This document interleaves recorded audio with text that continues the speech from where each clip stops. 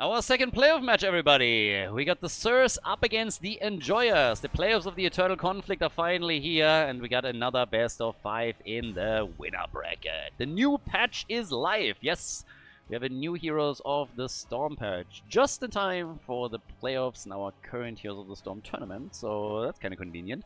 And we'll see how the meta is going to change and adjust. Now, so far, we only had one series, and it's a pretty small sample size. I mean, even in Heroes of the Storm, you need a few more games. We don't have as many heroes in the game as other MOBAs, but even here, you need a few more matches before you can actually judge how much of an impact a new patch has. There's obviously also a very big difference of you playing Heroes of the Storm exclusively in a quick match setup or in solo mode, or if you're playing into a tournament. So tournament meta differs heavily. And thus far, we've only had one best of 5 as mentioned, but there we could already see a few changes. At least Dino for Exodia was trying to make Kira a big thing. We had Urel much higher in priority now. Not that she wasn't played before, but still something that at least had a bit of an impact. And we still see a lot of the familiar faces. I mean, Johanna, for example, gets consistently banned or picked throughout the entire tournament. When it comes to the Eternal Conflict in general, this is one of the tournaments where you do not have any draft rules. It's just standard drafting across the board. And now, for Dragonshire, our first map in the Best of 5 series, the red team at least decides that they are getting Chromie just in the #1 slot right away. And that's obviously also because Nano, he's known for his Chromie and for his Hanzo performance in particular. And now, with the changes to her and slight adjustments, maybe even a bigger impact in the meta than before. But here comes Brightwing, and are we going to get our Urel? Because this would be the first time in the playoffs that we don't get an immediate Urel pick. But we get the Haka instead, which is actually kind of nice for me, because one of the things that was severely missing in the first best of 5 that we had in the playoffs was the Haka. Globals in general were not really valued a lot. Brightwing being a bit of an exception, but typically when we're talking about globals, more so the Haka and Falstad, maybe your stage dive etc. And those definitely took a bit of a backseat. Now, as we have more and more teams play this out, we'll see how they are adjusting, but right now it's still a very early pick into Urel. So as already mentioned before, she is seeing even more popularity right now. It will take a couple of days and maybe even weeks until they're seeing how the meta fully changes though. But it's not like we're going to get anything mega crazy. Yes, we have the king, we have Slapather right now. And there's a lot of memes already running around and clips from quick matches and whatnot. But at least in a competitive context, we haven't seen that yet. So it's not like they're all locking the slug in as their level 1 pick, for example. Anubara gets banned. Bit of a melee focus when it comes to the ban patterns here. And generally speaking, triple melee is still the name of the game right now. So when we're talking about just the broad meta, yes, you still occasionally get your double backline setups, but most of the time we're seeing 3 frontliners. That's what happens pretty regularly here. Has been happening throughout the qualifiers too, even before the patch hit. Zeratul gets banned. And, well, with Dragonshire, there's obviously a lot of mobility that you typically want to have. And with Brightwing plus Dehaka, you can already argue that that's something that the Enjoyers locked in for themselves without any hesitation. Now that they're going ETC, they could also go into stage dive and even Falstad. Okay, at this point they're starting to overdo it a little bit. If they go stage dive ETC right now, they can essentially take the entire team and just shift it onto a different position on the map itself. So massive global opportunities here for the Enjoyers, for the Polish team. They are going all out on this. For the red team, this means that they have to try and find some kind of answer to that. They have their final 2 picks now, and on the 4-5, well, we're getting Sylvanas and we get Muradin. So, double front line for them. Urel, Muradin at the front, supported by Sylvanas and Chromie in the back. And then also the ability to push a lot harder with either Dragon Knight or try and set up some push around Sylvanas alone. With Alvaros as the final player to pick for the blue team, is going to round out our draft for game #1 in the best of 5 series here in the winner bracket of the playoffs. And let's see. Falstad so far the only damage. Now they get Zagara, go Nidus, and just go full globals. It's not happening, but it would be hilarious. So game #1, stage is set. Ladies and gentlemen, we're going to Dragonshire. It's the Sirs against the Enjoyers. Enjoy us in blue on the left side. The Polish team with Arian on ETC, Hjunio on Brightwing. We got Alvaros on Zagara, Itrex on Falstad, and Cesabos on Dehaka. Over on the right side, we got Caspar for the Sirs on Urel, the Dark Wolf with Murden. Scorch is playing Rhaegar for the red team, Nano on Chromie, and Gia is playing Sylvanas. So, we're off to the races. In game number 1, one of the big question marks is immediately going to be Nano on Chromie. Obviously one of the strongest, so let's see how much he can do here. Whereas over on the left side, the blue team with now Zagara trying to establish a presence. And Zagara, she can be insanely powerful on Dragonshire. This is one of the maps where specifically Dino tried to popularize her, and actually did, not only tried, succeeded. Played her a lot. Falstad still the one that when it comes to global play, they will look to the most. We now get Caspar up at the top, is going to play the 1v1 against Dehaka. Both of the teams with a double backline, so nobody going full triple melee just yet. But both of them very, very quickly at the 30-second mark, starting with their bruiser camps. So it's all about trying to establish a little bit of top lane pressure from the teams here. Down at the bot lane, we now got Nano in position on Chromie and all Anomaly on level 4. And Zagara is already dealing with the first set of Siege Giants. Little bit of a skirmish in the middle, nothing that would push Zagara to try and help out there. Yep, top side. They wanted a Haka, but couldn't get him. Not that easy. That'll work a little bit harder for that first blood if you really want it. We're talking, obviously, stacks for Falstad. Frequent Flyer on level 1. Doesn't really come as a surprise. Now they go for Cesabos. Alright. Already the control at the bottom of the map from Zagara. She's going up against Chromie. I mean, if you can dodge out on Chromie's abilities, the problem is that Zagara is just mega squishy. So any kind of rotation is immediately threatening her life. They have double control on the Shines for now, but with now Urel helping out at the bottom of the map, I think they're going to lose that soon. Urel actually moving towards the middle. They're really worried that somebody grabs that Dragonite for free there. Both teams on level 4. Mirrodin watching everything that starts rotating over, gets another Stormbolt connected. As we have Zagara with decent damage down here, escorting those Siege Giants in a little bit deeper. But now with Sylvanas appearing, this might just be the end of Alvaros. Brightwing helping out. Oh, if Chia would have stayed on target just a second longer, I think Zagara is dead before Brightwing has any chance to move in there.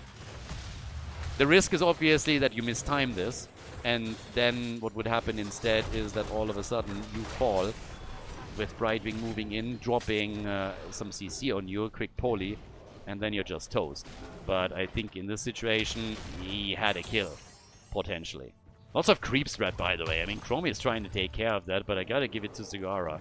That is some solid StarCraft 2 Zerg Queen creep spread right there. Say that 5 times fast. But they're setting up 4 at the bottom of the map now. And this is going to hurt a little bit. Yeah, they're going to lose that wall, aren't they? At least one of the towers is going to go down, and I think they might be able to take the second one too. Minions are able to finish that off. Now the kill potential though, and this time Sylvanas succeeds and drops Brightwing. The Fruit Fly gets slapped around and is gone. Trashwing is eliminated. The battle therefore on the bottom shrine. ETC has to slide out, and that gives full control to the red team. Early level 7 talent, just a small margin, but they're now pushing with Sylvanas at the bot lane. They got a full 4-man here, and only Zagara. She's not able to deal with that at all. They're gonna lose a ton here. Somebody needs to quickly head down to the bot lane and help out defending, because if not, then they might lose more than that. I don't think that the red team is willing to push this towards the the fort itself, but they could try. Now we got ETC making a move for Chromie, and she's gone. Chromie down. 1 kill for each team. Taking the wall out was still nice. Now we have Urel taking over at the top again. Needs to reclaim. There's nobody going for the Dragonite right away. I mean, the Haka is waddling his way towards the middle, but it's not like he would have been there in time. They get the Bruiser camp at the bottom of the map, so they have a bit of an advantage with their map positioning here and taking one out, so they can claim this. Zagara is by now also out of mana, so heading back real quickly.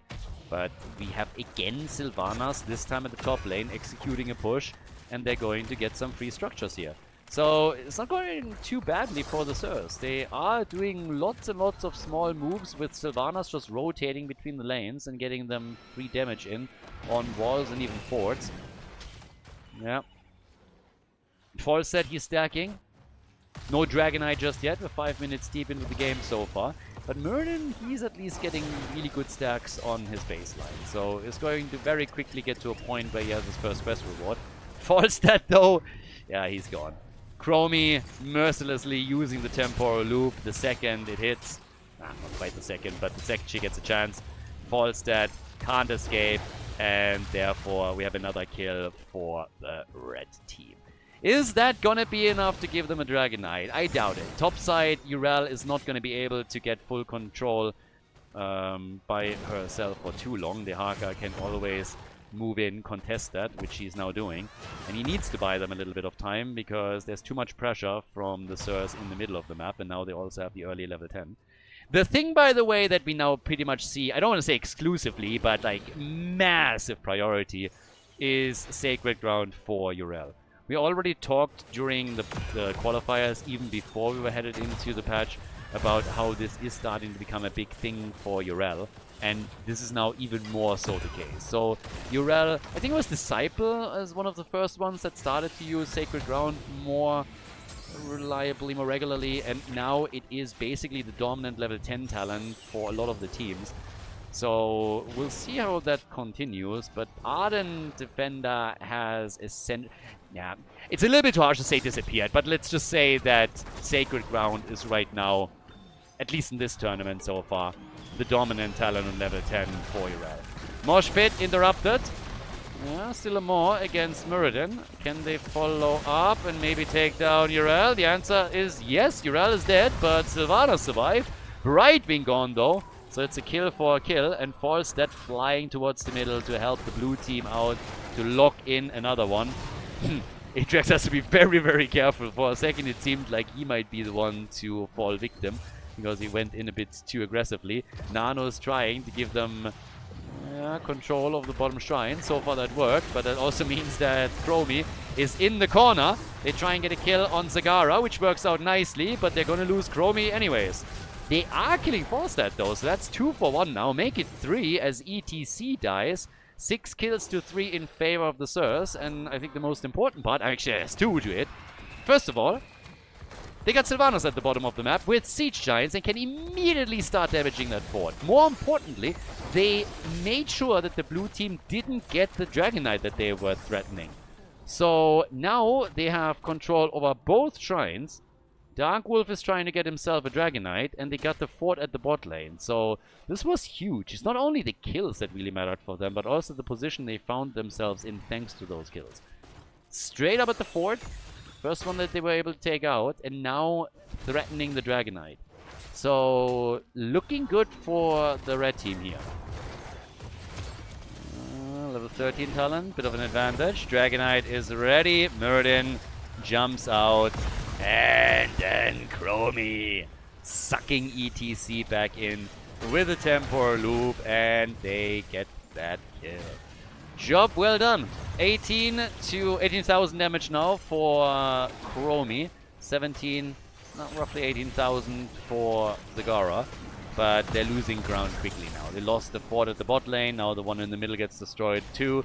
The gap in experience gets increased to 1.5 levels now. And we have topside, Urel starting to push the Haka back, but it's starting to get dangerous here. Muradin with a zoning Stormbolt, targeting the empty space.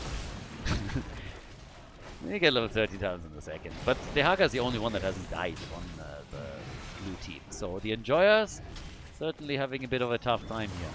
Now, there's of course some scaling that is going to happen, especially when we're talking about the Dragonite. Falstad is getting stacks in. Single target damage is solid. I'm going to be able to catch Sylvanas here. But here we're sitting at 132 stacks now for the bird. And, well, this is going to end up with them soon getting that extra auto attack damage. I'm just not sure if this is going to be enough for them. So far the team fights haven't really gone their way. If they can of course burst targets down a little bit faster, that would be kind of nice. Mosh pit against Mirrodin, I like that! That was a nice little move and play. They knew that Mirrodin was sitting in that bush a whole lot. He used several opportunities to get a Stormbolt connected. So ETC just slides in immediately, uses that to check the bush, catches Mirrodin, drops a mosh pit on him and just says, well, you're probably going to be alone. You're probably just going to, you're trying to zone again, and so let's take advantage of that. So they get an easy kill on Mirrodin. I think it's going to be a while until he's going to feel that safe in that bush. So next time that Stormbolt is going to come out a bit faster. But it was a real nice play from Arian here. So good job by him. Falstad trying to fly towards the middle to help out. And doesn't even have to gust. The second that he comes in, Urel is realizing that it's probably better to back off here. But you have to also watch Sylvanas. Here comes the next push. Camp and Wave is in. Dehaka is now trying to move in from behind. Gets hit by a mind control. Good damage against Cesarbos here. I gotta say that the Globals have so far not really done all that much for the Enjoyer. It's not like they've been useless or anything. They're a bit faster reacting to Sylvanas. Don't have to just go for normal rotations here. They also tried to set up some aggressive plays. But if you look at the minimap right now and you think a bit about how the game went thus far, a lot of this was accomplished by the red team just rotating Sylvanas very, very nicely against their opponents. Good job by Caspar also escaping here. Was trying to dodge the Tong the entire time. Cesarbos was really patient with it. And then Urel is able to get her ult out and gets the cooldown, jumps out over the wall. Chromie at the bot lane establishing again the shrine control for them. The problem obviously is that with the forts now slowly falling, the next issue that you're running into is a lack of fountains here. Atrax saving ETC. Ooh, double more. They might be able to do something here. There's the slide. It's a party, baby. Whoop, whoop. ETC, the dancing queen. And that is 2 heroes down. Well done. Another Dragonite as well for the red team. But yeah, that was some sexy play right there. Look at this. The Maw is in. Zagara teeing it up perfectly. The slide. The party, and then they're going for Sylvanas, for Rhaegar. They take both of them out, get the Dragonite.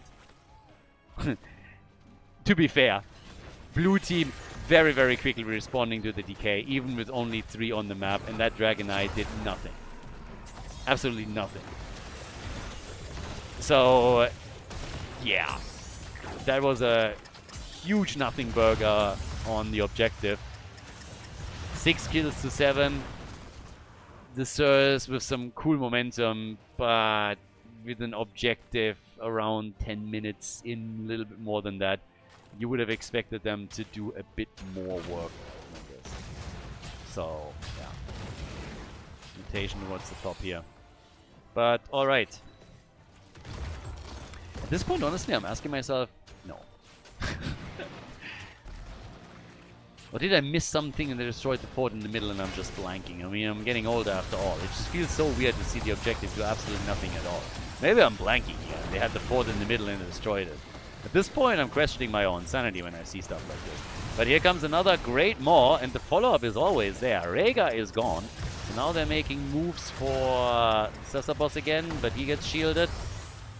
With 2 down on the red team side, the Enjoyers are certainly coming back with a vengeance. They haven't taken any structures out yet though, so that's definitely something they gotta change. Late game, you have a lot of global presence that you could use, but you gotta get there first. And ideally also in a situation where you at least have more space available on the map by destroying some of the forts here. So they're trying. You got the full 4-man down at the bottom of the map, and yeah, Chromie is not going to stop this. Half a level until 20. Falstad trying to help out Dehaka at the top. Still want to maintain some control. We can have at least that 4, that would be a win. But now the bottom fort of the red team is gone, so it's starting to just swing back a little bit. It's a really nice back and forth game between the two for now. 8-7 on the kill count. Level 20 talents are roughly going to hit around the same time. There's still a bit of an advantage for the red team. but it is certainly dwindling. So ETC, yeah, this time, okay. First it was ETC earlier who just used the bush to take down Muradin. Now we have exactly the opposite situation where Muradin just said, you know what, if you're just going to make plays like that against me, I'm going to bring some friends. So they all hide in the bush, ETC approaches, and then he gets instantly targeted and killed, which gives him level 20.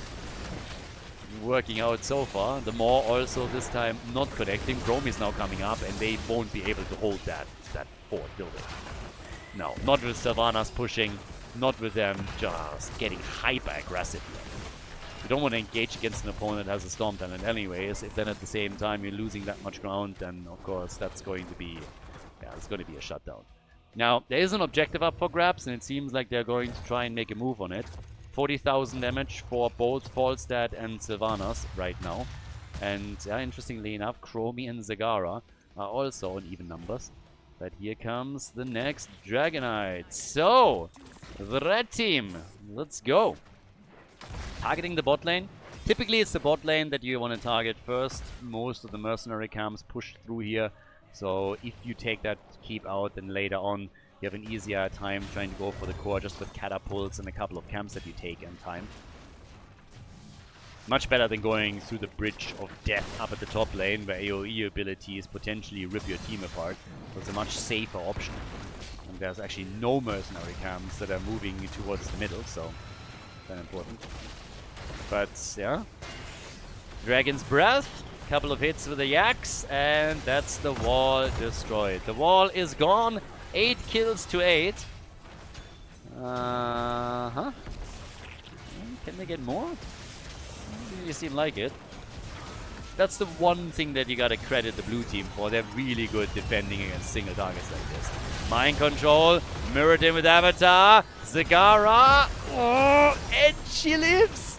Alvaros is alive, and now they're turning it on Ural, who despite the sacred ground just cannot withstand this much damage. Nicely done. Ural is gone, 9 kills to 8. The entire push backfiring against them a little bit. And Falstad getting now closer and closer to his mythic reward. Trying to catch Zagara here. She's not the only one that gets targeted though. Sylvanas is jumping out. Rhaegar, Falstad. He wants the kill. They're looking for the auto attack damage. Could maybe try and target Muradin, but he's also able to get away. And once that Falstad is done with his mythic reward, I think this is going to get really difficult for the Sirs. It's already starting to get a bit tricky, especially since they're not getting as much out of the Dragon Knights as they would like to. But once that Falstad has an even bigger single target damage, can you imagine how much this is going to do to not only the objective, but also the red team's front line? So Itrax is already having a huge impact in this game for the blue team. But this is going to get even worse. He's top damage in the game already. So they need to find a way to blow Falstad up, or they're going to pay the price as this continues. And now they're going at the bottom of the map for Ural again, and she's gone. Quick damage, Gast against Rhaegar. There's the party, insta-interrupted, he's still trapped. He's still trapped, he's still gonna fall. They try and kill Falstad to get a counter kill at least, but that's not working so far either. And now we have Itrax moving in to pressure Muradin, forcing him to retreat. Yeah, they are now fully in the driver's seat here. That late game scaling from the blue team is just destroying them. Zagara also with her pack instinct on level 20, able to get enormous amounts of damage out during these team fights. Once that the bird is done with the mythic reward, I just don't see a way for their opponents to do anything about it. I don't think it's happening. They're going for another Dragon Knight now too. And what do we actually have that the red team can do? Black Arrows is going to complete eventually. I don't think Muradin is going to get his mythic reward here. So the blue team, they will... I mean, again, once that Falstad is done, I think it's going to be nearly impossible to bring this back. Unless they finally find a way to take him down. Muradin with a good engage, maybe some CC. But they gotta kill the bird quickly. If they don't do that, Itrax is going to have an absolute party here. They're already taking down the fort in the middle. And structurally, the Sirs have been in the lead for a long, long time here. But it's all starting to change. And already, Mirrodin in trouble again. They're trying to force the fight here, though. But says, oh, they can kill the Haka, and they do. Yeah, Dragonite, value limited. They got a fort, that's all. But here comes the kill on Brightwing, and ETC is most likely going to be able to slide away, I would assume. They try and to get him. Itrax is getting himself a few more stacks, but needs to get out of this very, very quickly as well. And now there's a chance for the red team to maybe get the bottom keep, because keep in mind, they got Sylvanas. Every single teamfight victory that you get is instantly becoming a problem for your opponent, because you can run the Sylvanas show. So they are going to pull ahead here again. Can they go further? Maybe they're also looking at this and thinking, hey guys, we gotta do something. Falstad went to the top lane to get his quest completed, but they want the game right now. I think this is a good call for them to go for it. They gotta risk something. Because as I said before, Falstad is going to absolutely murder them giving a chance. Ural is already down. And Itrax, the bird lives, and that is the one big problem. If they kill Falstad, it's a different story. So Ural falls. How many times did she die, actually? Ural died 4 times. Feels like more. But here comes the Haka. Falstad is flying back in deep. And now he has the murderous auto attack damage through the mythic reward. They take down Rhaegar, and they eliminate Sylvanas. Atrax is at 71,000 damage. It's actually Zagara, who thanks to her Hydra list is now at 86,000 damage and heavily ahead. But this is going to be a keep at the bottom of the map, and they might be able to just go for game right here, right now. And again, also, think about the priority that they showcased in the last defense. They didn't even try to defend their keep. They just said, okay, we gotta go and get Falstad on this mythic reward. And then what are they gonna do? Every single teamfight that we have, as long as we shield him, he can get the auto attacks in against the opponent and just absolutely murder it. That damage output that we're now getting from the bird is massive. The shield on the core taken down quickly. They try and go for Zagara here.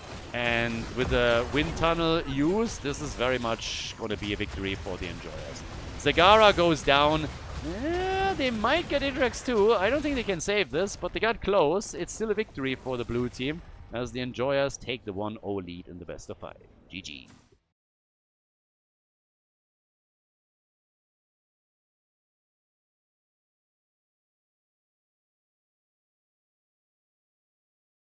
Map number 2, Infernal Shrines. After a bit of a back and forth, it was at the end of the day the Enjoyers that were able to win it. And I think for the Sirs, one of the biggest problems was honestly that they were really struggling dealing with our boy Falstad. Too much damage. Zagara as well. Zagara later on with the Hydralisk and her Pack Instincts on level 20, just absolutely crushing those frontliners.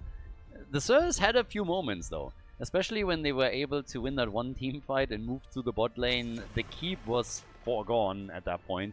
But for a moment it looked like maybe, you know, they can go for the core and lock it in. And they certainly knew that they needed to risk something. But Ural, for example, didn't quite have the survivability that they needed there. Now we're going into game number 2. No draft restrictions, so standard drafting here. With now Chen and Garrosh still getting targeted. And we still have Johanna banned. It's a thing. Jojo, have we actually seen her today? I think she was played once and then just banned continuously in all of the series that we had today. Maiev gets also eliminated. Now with Infernal Shrines, what does that lead to as our first pick? I would at least expect Ural to be very high up in the pick order again. So if not picked now by the red team, then at least be taken quickly by the Enjoyers. Infernal Shrine is another one where you can also really take a lot of advantage of Sacred Ground on the objective fights, of course.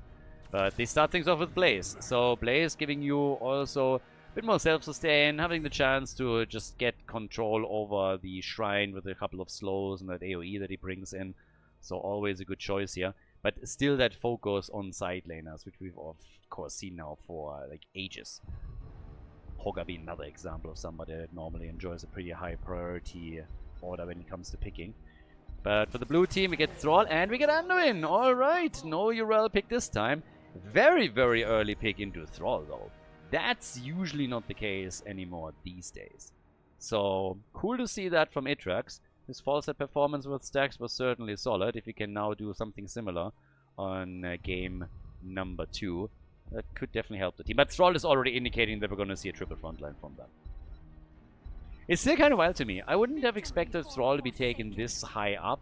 So far we have seen Thrall rarely contested.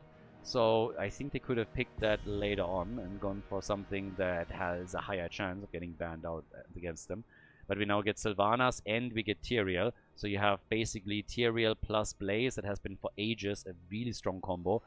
Back in the day, and especially during the HTC times, it was always because you want to go bunker and sanctification and you have that double layer of defense.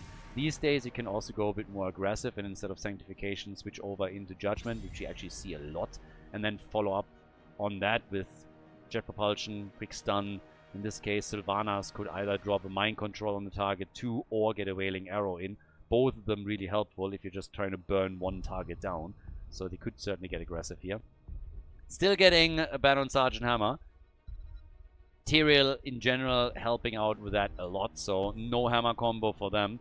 And then the ban against Hogger from the Sirs. That doesn't really surprise. Again, with Thrall taken, you expect a triple front line, so you're thinking about, okay, who else are they going to take here? You could have banned Urel, for example. They ban Hogger instead.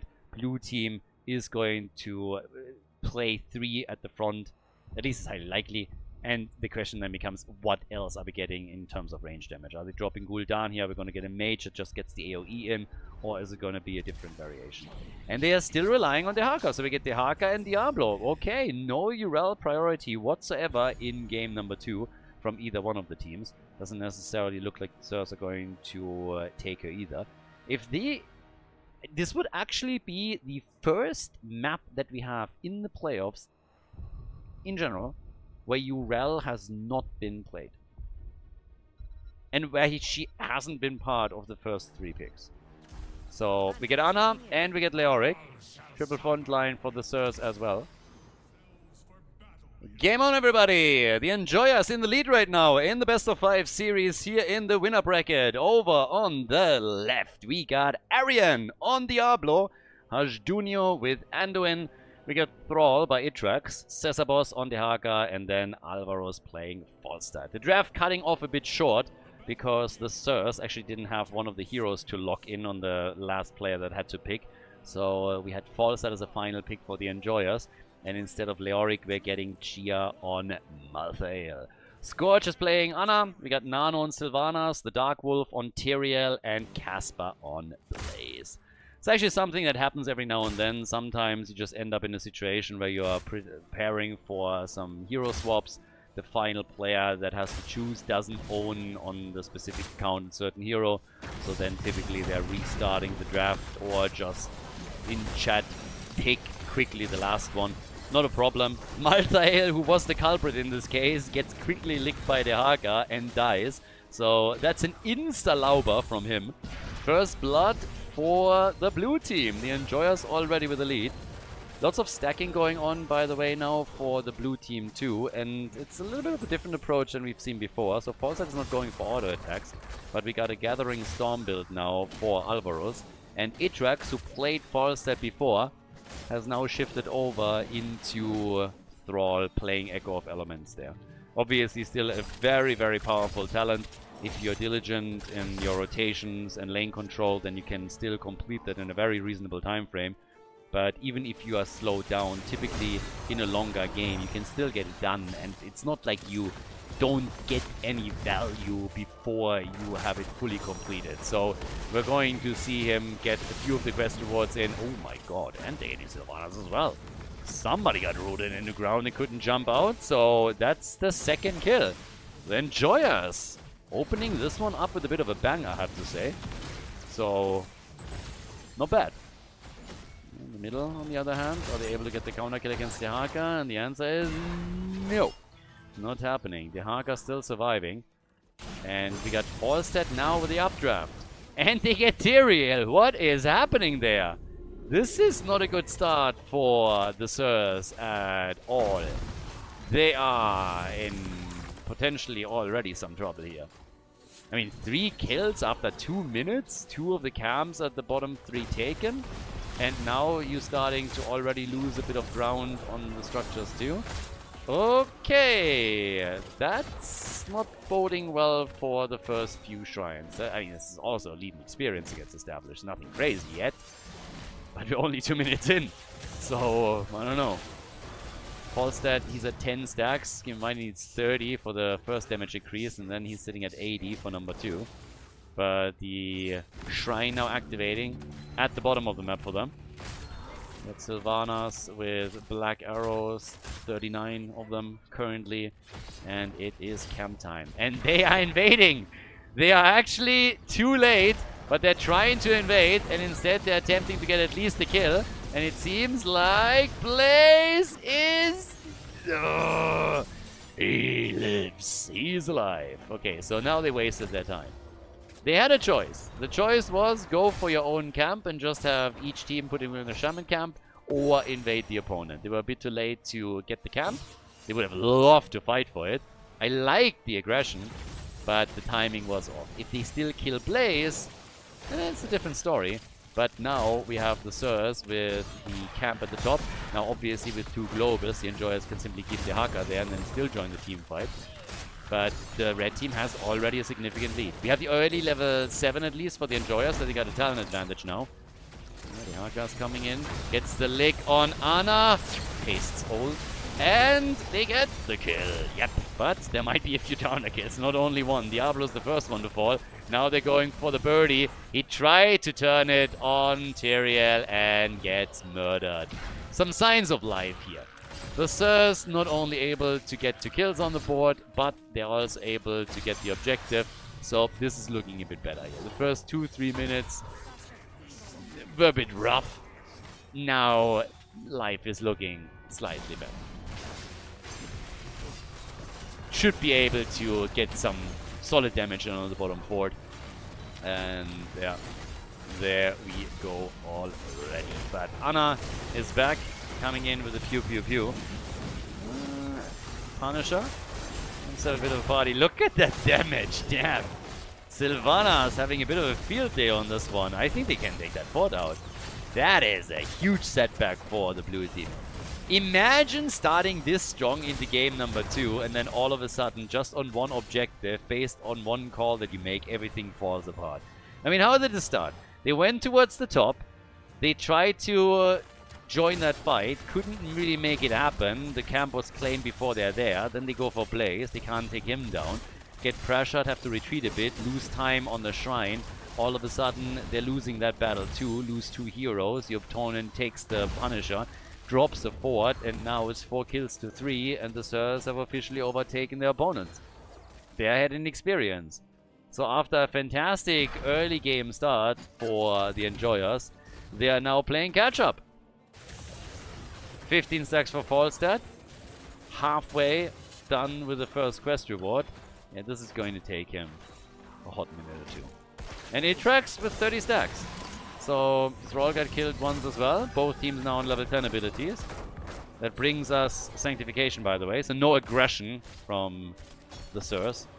Malzael looks like he's going to... Is he going to drop Tormented Souls on us? We got Sundering coming in. Apocalypse for Diablo. Anduin still... He goes Bubble. Anduin with the Bubble. So we're going to have a heavy focus on zone control during the battle on the objective. The next shrine fight is certainly going to be interesting. But, well, there's the Tormented Souls. That's kind of expected. You have that nano boost available for it. So nano boosted Tormented Souls it can be a huge deal. Especially if then on top of that you're also able to, for example, drop a Sanctification. It's not Uther's Divine Shield, but it essentially serves the same purpose. Malzael becomes an unkillable menace that you just can't run away from. Might have to just Gust. Try and use that as your tool. 42 stacks now for Thrall, 21 for Falstad. All trying to get ready for that late game and get more scaling going. But it is a fairly even game now. With an advantage for the Sirs. Just a passive experience advantage that they're going to get through this alone is already going to help them. So, as it stands right now, everybody down here, yeah, still going for the next camp. Blue team already taking theirs. Let's not forget they got 2 globals, so they can still play a very heavy macro game. and try and get some advantages by simply quickly rotating on the lane and then maybe work some easy damage in on a fort. Or join a fight, side lane soak a little bit longer, make up for the discrepancy, and then join the team fight. And we also have that Thrall factor. He is currently sitting on 2 rewards, so he already has this extra charge, and the mythic reward is going to pop between 16 and 20, I'd say, if he keeps this up. So it's not too bad. This, on the other hand, is... yeah, Dehaka is... Can they gust and get him out? They're trying, and yep, he lines them up. Nice juking from Cesabos too. Dodges a lot of the abilities, and then essentially just lines them up for Falstad to gust away. It's a cooldown they gotta burn, but absolutely worth it considering that the Shrine is now active. Atrax is still getting himself stacks down here, so obliterates another minion wave before they're moving into the fight. And as long as they're limiting the damage, Thrall alone is going to be a huge asset in the later stages of the game. If Falstad can stack too, then this is 2 heroes that will scale incredibly well into the late game. So they don't necessarily have to win this early on, but they certainly have to try and limit the damage to them. And if they can win an objective, then hey, even better. But it's 4 kills to 3, and they're clearly not trying to get the Punisher. They don't want to engage in that fight just yet. They want to buy a little bit more time for the rest of the team. And you can see Itrax just consistently moving onto the lanes, trying to get one minion wave after another. They're now hoping to defend the middle. But even if they lose the fort here, I still think would be fine with it. Oh, that Sundering went nowhere. That Sundering went nowhere. And that allowed Tyrael to get out his Sanctification. Anduin goes for the bubble. They are escaping here. The Punisher now jumping in. Maybe not. It looks like they're able to get out, but they're going to lose the fort. So Itrax kind of missing the mark here with the Sundering. If that hits first, and they get Sundering into the Apocalypse, it's a different story. Tyrael is stunned, cannot drop a Sanctification right away. Maybe they can get a kill. If not, they can at least force them back a little bit, I guess.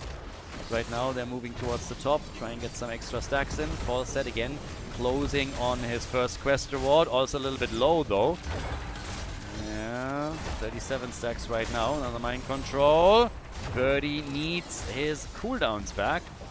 And yeah, he's getting a good hit in. 44. Actually, sorry, he had the first quest reward already, but he's working on number 2, and that was still a pretty nice move from him. I think he got in that one hit alone 5 stacks. So now he is certainly using that opportunity, but it comes at a price. They're losing ground at the top side forward. The red team is obviously aware that the late game could become a bit more problematic, and it's going to be more difficult for them. So what they're trying to do is pressure this very aggressively right now. They don't want to run into a situation where we have mad late game scaling for the Enjoyers and them just completely running the game on them like they did essentially in on the first map. Thrall also playing this a little bit safer.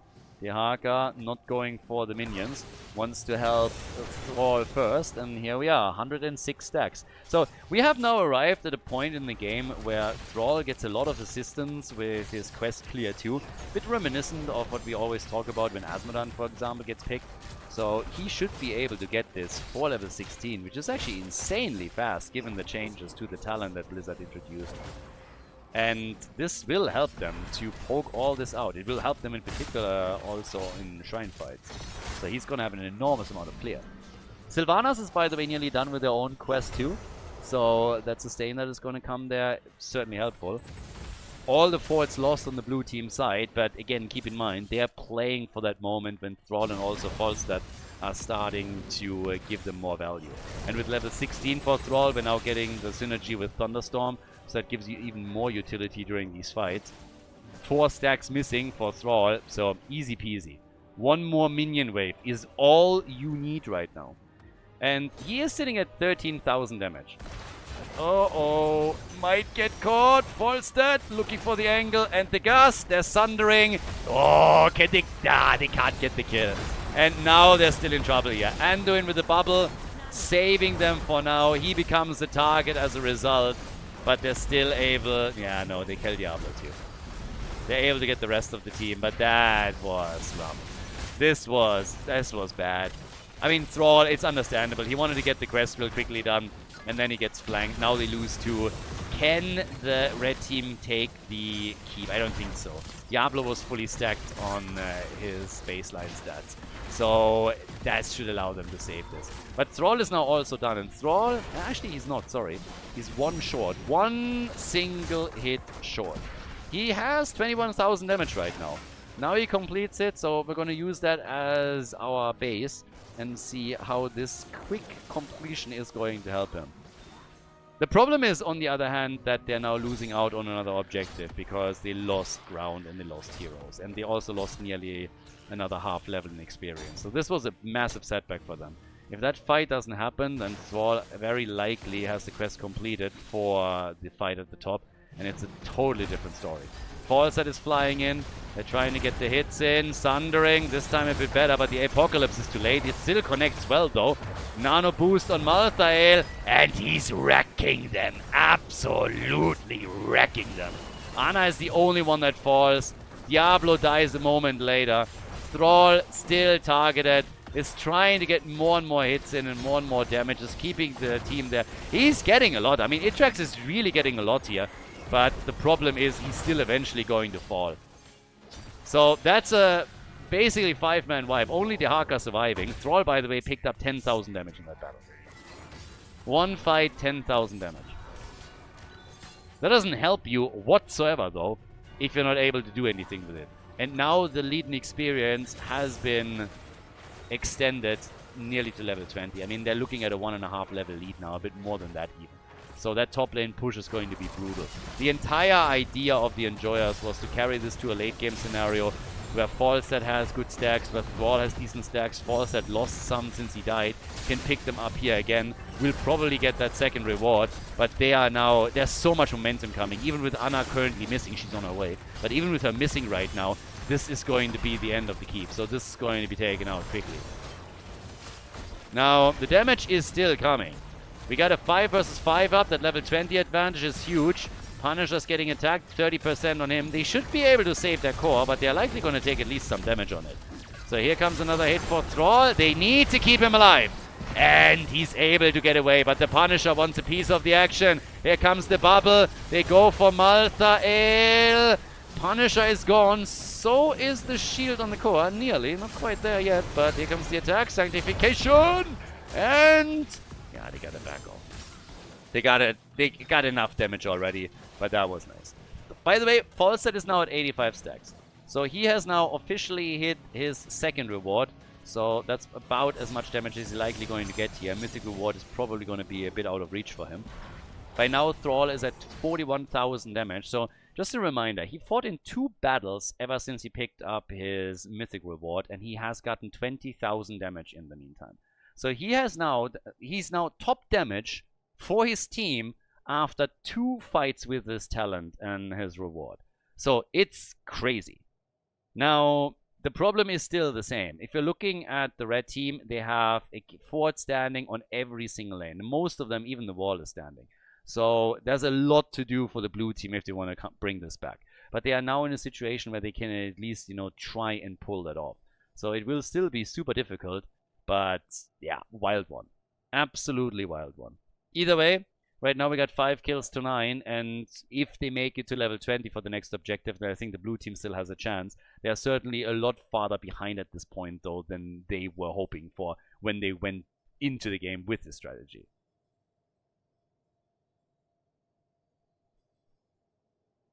But there's a chance that they are going to get to level 20, and they have an enormous amount of clear now too. Not only through Falstad, but also Thrall. So there shouldn't be too much pressure. Typically, when you have a level 20 advantage over the opponent's team, what you're of course trying to do is to siege up on a keep, get momentum through structures, and this is something that the Sirs can only do to a limited amount right now. They might try and go for that bot lane keep, considering that it's already opened up and has lost hit points. And that's where Sylvanas comes into play. So 1 level still has to be soaked. They hark at the top lane. Diablo they're giving it up. Wow.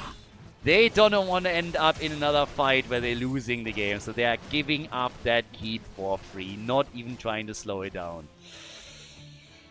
Yeah, I mean, choices to make. They try and steal the opponent's camp away. That might just work. Even letting this push in. So yeah, they're losing a lot of time here, but they're gonna get it, and then I guess they can just half out.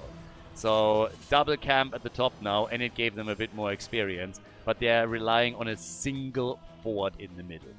So yeah, late game choices. Sometimes you gotta sacrifice something.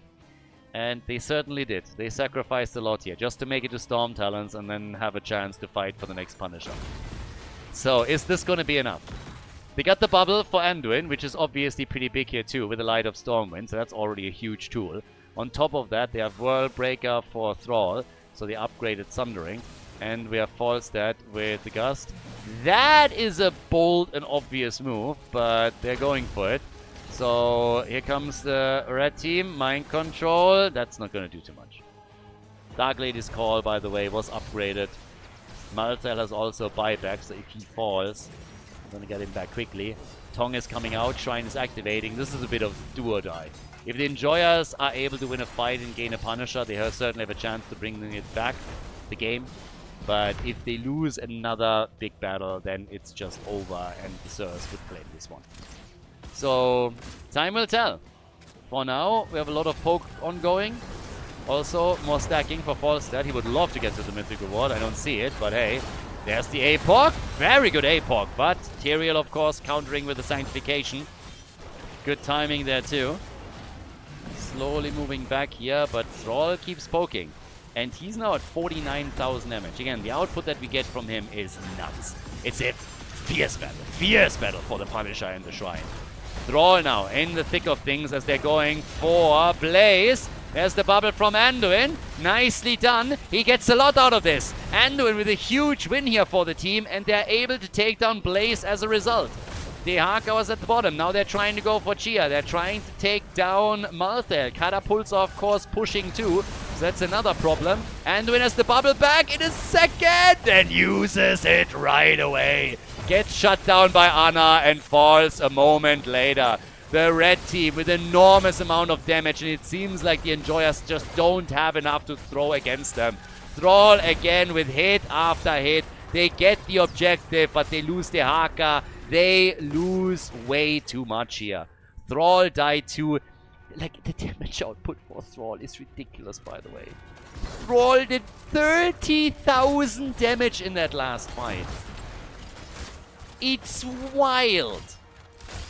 And it still didn't win them the battle.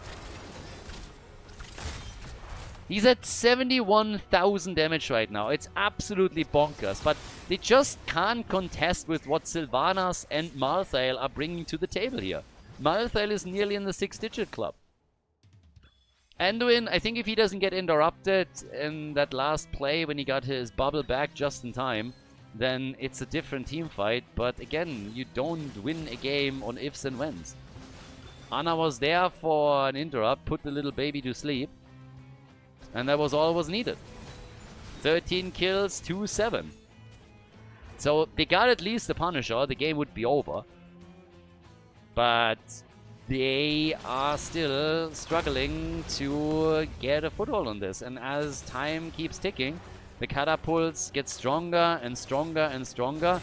And this is going to end up with catapults eventually knocking down the core, if this continues this way. I mean, the core has already lost 1%. It's nothing important, but it already tells you, hey, this is a bit of a warning sign. This isn't going to go well if things continue the way they are. They need a win. They need a teamfight victory. It's the only way to bring this back. At a minimum, you have to take some of those forts out to get some counter pressure on your own minion waves. And that's what the last fight was all about, but they couldn't make that work. So, for now, we have 21 minutes on the clock. 105 stacks for Falstad. I mean, he's gaining, but he's still a far cry away from making it to his mythical reward. If he hits that, that would be big. But as I said before, I just don't see it. I don't think he has the time in the game anymore. Maybe going for auto attacks again would have been the answer. Different playstyle. Uh-oh, Thrall, he's the one that can't die. He's the Lord and Savior. Green Jesus. He's Mr. Pokey Pokey. needs to come in and gets those lightnings going, or it's going to be lights out for them. He is the one providing the electricity for the team, the spark if you so want. But okay, Shrine in the middle of the map is going to be the next one. Blue team push the lanes out well. We talk a lot, by the way, about like the hero damage that Thrall got, but take also a look at the siege damage that he's bringing in right now. 184,000. Ahead of, like, way heaps and bounds ahead of anyone else. 20k ahead of both Blaze and Falstaff. And yes, it's just spiking up. But the next fight is coming. And they still maintain control over the camp at the top right. So now we're heading into the next objective in a second. And yeah, time will tell. Let's see what they can do here. They gotta win this again. They gotta win that fight. This is getting harder and harder to pull off. But we're off to the races. Thrall is getting stacks for the team. Working aggressively around the cooldown right now. We have Tehaka joining up. Diablo trying to get the angle, going all the way around here. Really trying to set this up on the other side. Is immediately hit, but the mind control misses. That was a big misstep from Sylvanas. Mind control misses. Here's the bubble again. Not interrupted yet. They got big value out of this one. And Malthael has nearly lost his nano boost. Nano boost is gone, but they still get Anduin. The red team still gets Anduin, and this is just a disaster. Counter kills have to happen immediately, but there's a sanctification from Tyrael. The Surs played this so incredibly well.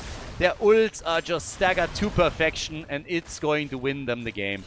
The core is already under attack, and there's obviously no stopping the red team here anymore. The core is losing hit points. Red team doesn't even have to go for the objective. They're still claiming it here, and they're taking the Arcane Punisher, but the rest of the team was already en route. 17 kills to 7. I mean, kudos to the Enjoyers for really throwing everything in here. But the Surs just played this too well. The late sanctification that we saw from Tyrael saved them perfectly. Anduin being targeted and killed just ensured the victory. Once that he was gone, there was no heals. There was just nothing that could deal with Malthael and with Sylvanas anymore. Thrall nearly made it to 100,000 damage, but it just doesn't matter. They couldn't get the kills when it mattered, and with 18 kills to 7, we have the red team claim victory on Infernal Shrines, tie the series, and lead us on a 1-1 score to game number 3. Nicely done, well played, and big GG.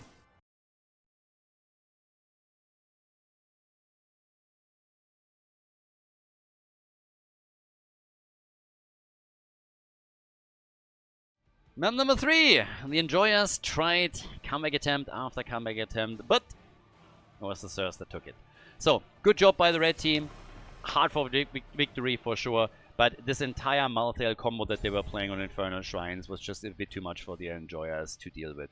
So you had Ana with a nano boost on Malthael with Tormented Souls. That was already a huge issue. Tyrael with fantastic counterplays, just coming in time and time and making sure they had their sanctification ready when they really needed it. And then, of course, also Sylvanas damage behind it and everything else that chipped in. For a time, it looked like Anduin, with his bubble performance, might be the one tool that they really need in order to bring it back. But Ana with good interrupts. Then we had also a very heavy and aggressive targeting of Anduin, and in multiple fights, he died first. And that essentially shut all of that down. So, tough times for him. Now that we're heading into a battlefield, it's happening on an even score.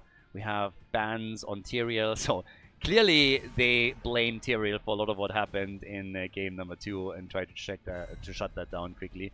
Blaze is taken out, and as we already saw on the first map, I believe, and then the second, lots of focus on side lane and frontline bans.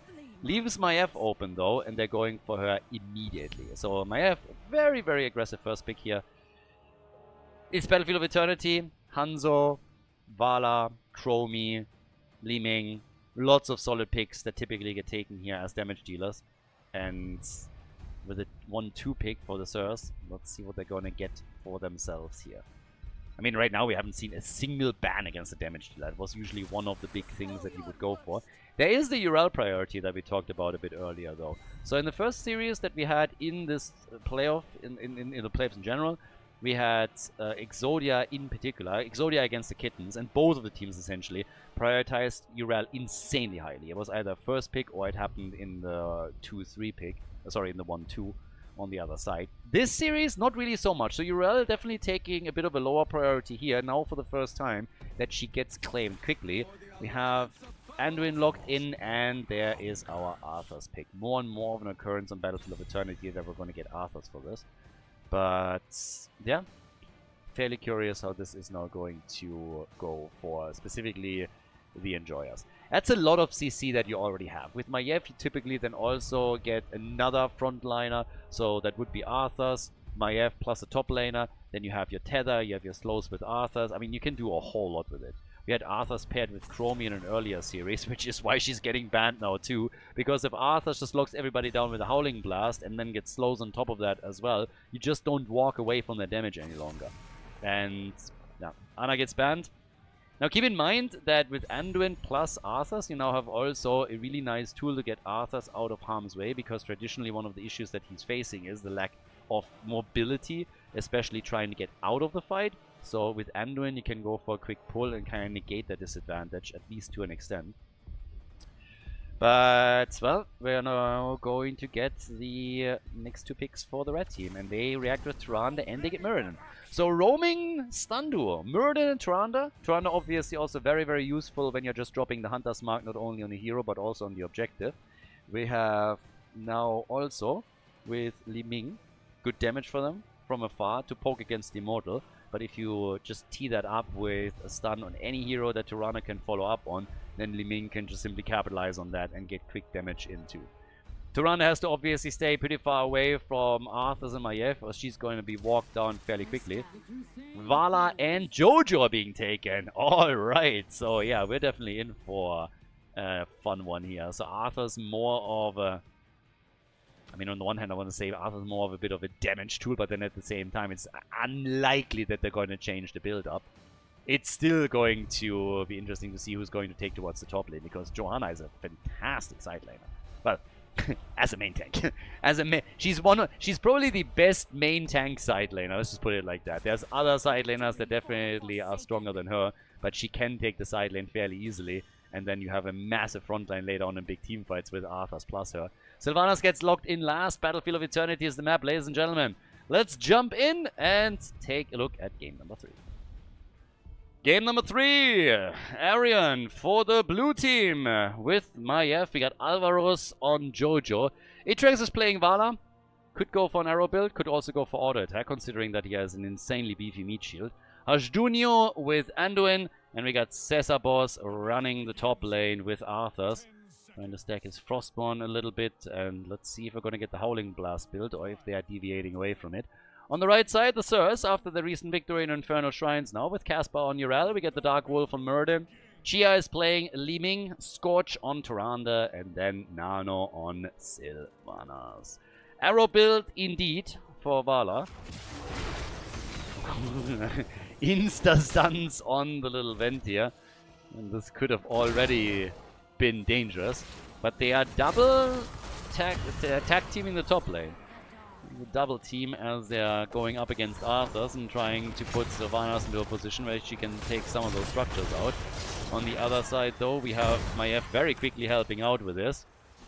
And yeah, rather shutting that down quickly, but let's see how much Cesarbos can stack on his baseline. When it comes to stacks, Atrax is obviously also another one to really watch out for and see what he can get together with arrow combos, especially after he gets his level 4 on the repeating arrow. Needs to focus on that a bit too. Now, in the meantime, we're having top side still this 2v1. Maiev keeps rotating and is trying to assist the team at the bottom of the map now, but that exposes Arthur's, and since Sylvanas is part of that duo at the top lane, this is going to cost them. So down here, yes, they get a camp, but at what cost? And I think the cost is honestly maybe a little bit too high if we don't, yeah, I'm careful here. That tower is nearly destroyed. There's also a topside camp, which the red team could have gotten already once they realized that they were 1v2 and that Maiev moved down to the bottom of the map. Now Urel is alone on the camp, but I think they're pretty much aware of what's happening here. And yeah, Aaron is already moving in. They're definitely going to make that a fight. And this is not looking too bad for the blue team. They are contesting this quickly, but Casper just simply pushing them out and then able to jump out to add insult to injury. If he at least would have died there, it would have been a different story. But nope, he just simply takes the camp away from them and then moves out. So, 3 stacks for Vala, 7 stacks for Arthurs though. Arthurs is off to a very good start on stacks on lane. Over here, stuns against Johanna. 11 stacks also for Muradin. A lot of mini games going on right now as a lot of the players are trying to get their heroes a bit stronger for the late game, but here's now the repeating arrow, and that's where Vala has to start really working it. Now, obviously, the objective is about to be announced, which means that mercenary camps are going to be high up on the agenda for both of the teams, trying to get those side lanes pushed while you're going for the objective in the middle of the map. But Arthur's getting a few more attacks in and deciding to not go full Howling Blast on us, but instead Icy Talons.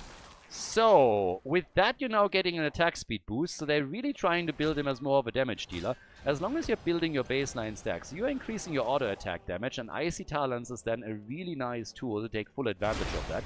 You're giving up the armor reduction on your Howling Blast, but if you are meant to be more of a damage tool for the team, this can certainly help. And given that they're running Johanna as their main tank, this is gonna get really interesting here. Especially if Cesabos is able to be really disciplined about these stacks.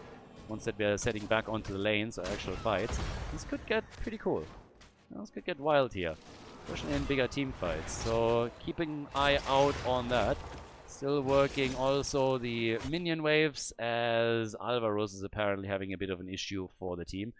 I'm not quite sure if they lost one of the players here. Doesn't really look like it, but either way, once that we're back to business, it's all about the objective. And the blue team has already lost the halftime show. It seems like in a lot of these cases, what the blue team is trying to do is set up a team that will really help them in the late game and then snowball that. And for example, right here, one of the issues that they definitely have is that they're up. They don't have Monster Hunter yet for Vala, so they can't capitalize on that when it comes to immortal damage.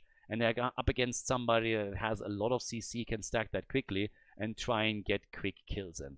Somebody needs to be fired here. The ping spam is real on this one. Damn, son. So, yeah. Either way. For the Sirs, the last game was definitely a bit of a win. Let's see how the Enjoyers react right now. But the Arthur's approach is definitely something that's interesting, and I'm super curious to see if this is going to work for them. So yeah, more of that, please. The problem was apparently a few lags, or quite a few lags, on the side of Alvaros. And Muradin seems like it's fine for now. Apparently the other day they had some issues because of a thunderstorm. I'm not quite sure what's causing it right now, but apparently it's fixed for the time being. Urel also got fixed up pretty quickly. Muradin has to hearth out. So, a quick kill against the red team, and this is giving the Enjoyers at least a little bit of wiggle room on the objective. They're also trying for Sylvanas, because Nano just said, if you're focusing on immortal damage, I'm going to take a few of your structures out. So Nano gets attacked quickly, expected to jump out, but while that happens, Muradin gets caught and killed. So, it still stands to reason that we're going to see an immortal for the Sirs, but if you can at least reduce the shield a little bit, that's going to be a win. And they are able to take it down to 8,300 hit points, so it's not too shabby. With Icy Talons taken for Arthurs, we also have Rune Tap right now, so you get your heal in here as well. And you are going to also now increase your max health. So this is actually a pretty interesting build right now. It's not gonna, we're not ending up in Stitches territory, right? Oh, that hurts. Yeah, that's not what you want to happen. Not when you're trying to defend against an immortal push. All of a sudden you lose my F, you know you'll have an issue. But increasing the hit point, I mean, it's not necessarily what you take it for, but if you're increasing your hit points as well, it's kind of neat. You're never going to end up being a hit point monster like Stitches when he goes into globe stacks and ends up with like 50, 60 of them. But you're still able to work at least some extra hit points in, and that can make the difference later on. So with 18 stacks to his name, Arthurs is now increasing the damage output on the auto attacks, his hit points a little bit, and is certainly going to become a bigger source of damage against the Immortal, but also in team fights as the game continues. We have him at 19 now. It's also one of the benefits of sitting on the solo lane. You have an easier time getting the stacks against minion waves, but also to occasionally lock it in against the solo laner that you're facing off against. But the rest of the team is starting to struggle at the bottom of the map a bit, and Vala is getting hit hard by that combo. So that's now her on 11 stacks and level 7 talents at the 6-minute mark. They lose Maiev, and it's specifically Jia on Li Ming, who's absolutely ripping them apart with some mad damage output here. It even costs them the first fort. So after a glorious victory in game number 1 of this best of 5 series, the Enjoyers are now losing a lot of their momentum here. And 11 stacks? Not that crazy going into objective number 2. It's still going to deliver for them with Monster Hunter, but you would obviously love to have more of an impact there. Now, level 10 abilities are kicking in for both of the teams. It's not like anyone walks away with a huge advantage in talents here. We try to go for Sylvanas, but the disc doesn't connect. But when it comes to ults, no massive surprises here. Mind control again for Sylvanas, but yeah, nothing really too crazy. So, can the blue team take this one? It's 3 kills to 3, both teams on even experience. The big difference comes from the fort that has been taken out. Arthur's at the top. Again, fighting this out, gets quickly targeted, and they go for Tyrande and drop her. That flank was a bit too much for the Surs to handle. Arthur's is still low, might be able to get away, but Li Ming is starting to clean things up. Goes for Vala, drops her, they snowball it towards Anduin. And now as Li Ming gets finally stopped by a disc, they're able to get out. Cesapos also escaping, was able to hearth back home. 24 stacks for him now, but Li Ming, she turned this quickly. She turned this very quickly. So Chia with some really cool plays, and now 25,000 damage compared to the 22 that we're getting from Vala. So very well done. And then again, Muradin caught and killed, so he's now gone. So Muradin says goodbye, and that's 5 kills to 5. But it's again a halftime show victory for the Surs. Once again, they get the halftime show with ease, but now that they're down one of their heroes, Itrax might finally have a chance to spend some time, some quality time with the Immortal. Cuddle up a little bit, get a few more arrows in. As Arthurs is getting the damage done at the bottom of the map and is keeping Urel away from everything else. Now Sylvanas, she moved back towards the top lane and is trying these split pushes that we've seen the entire time. It's only Chia that is doing Immortal damage. But with Vala really starting to run the show here, more and more we are seeing the blue team in a situation where they have an opportunity to take it. But Vala gets targeted again, gets killed, Anduin falls too, and the team fight goes once again to the Surs. I've seen this movie before. Maiev maybe sacrificing her life here to get the Immortal. So the worst case scenario would of course been to lose all those heroes and then lose the objective too. So she just simply accepts her fate. But it doesn't really change the fact that for some reason the Surs are just not able to gain any momentum here. Every single time that it seems like they might be able to do something, they get shut down. And it all gets reversed. So now we have the fort at the top lane likely going to fall. Red team ignoring the Immortal nearly completely and just trying to use Sylvanas again to push. 28 stacks for Arthurs. I mean, he's really getting there. Arthurs is really, really getting to a point where he can become a menace later on. That doesn't help them if they are continuing to lose Vala and Anduin this quickly in team fights. That's the big problem for now. So, yeah, the attacks keep coming. Icy Talons giving Arthurs a lot of value here. And he is already the second highest damage dealer in the game. But look at Vala. Instantly attacked again. Urel, just massive impact in this game too. Arthur's rushing away, but having some issues also on the mana management as Vala gets targeted again, gets taken down, and guess who falls next? Yep, it's Anduin. They lose Johanna, and boy oh boy are they now in trouble. 11 kills to 5, the Immortal not doing anything topside, breaking the wall. But over here on the left, another fort is about to fall. And yeah, this is tricky. 4 deaths on Vala, 3 on both Maiev and Anduin. And of course, with Vala dying over and over again here, it also means that she is not able to weave in this many arrow attacks. Therefore, sitting at 19 stacks, it's not horrible, but they would love for her to be much higher up than this and just rush the Immortal down and also have more of an impact when we're talking about team fights. Has gone into Gloom, that's going to help a lot. If she can at least tank one more combo, that would help a ton to keep her in play. Yeah, Arthur's again at the bottom of the map. Gets the auto attacks in. And is at 31 stacks now. That's also another 300 hit points that he's currently running here. So yeah, that's certainly helping. Went on level 13 into Biting Cold. So more damage. Yeah, and is soon going to be done with his base. With his level 1 quest. But here's the talent advantage now. I mean, the discrepancy in experience is obviously one of the biggest problems that the Enjoyers are struggling with now. They are down a talent and down more than 2 levels. Vala, again, targeted and gets destroyed. Jojo's dead. Maiev gets killed. It's an utter disaster. They're getting farmed. They're getting absolutely farmed. It's a farming simulator at this point. The Sirs, they are in such a great position.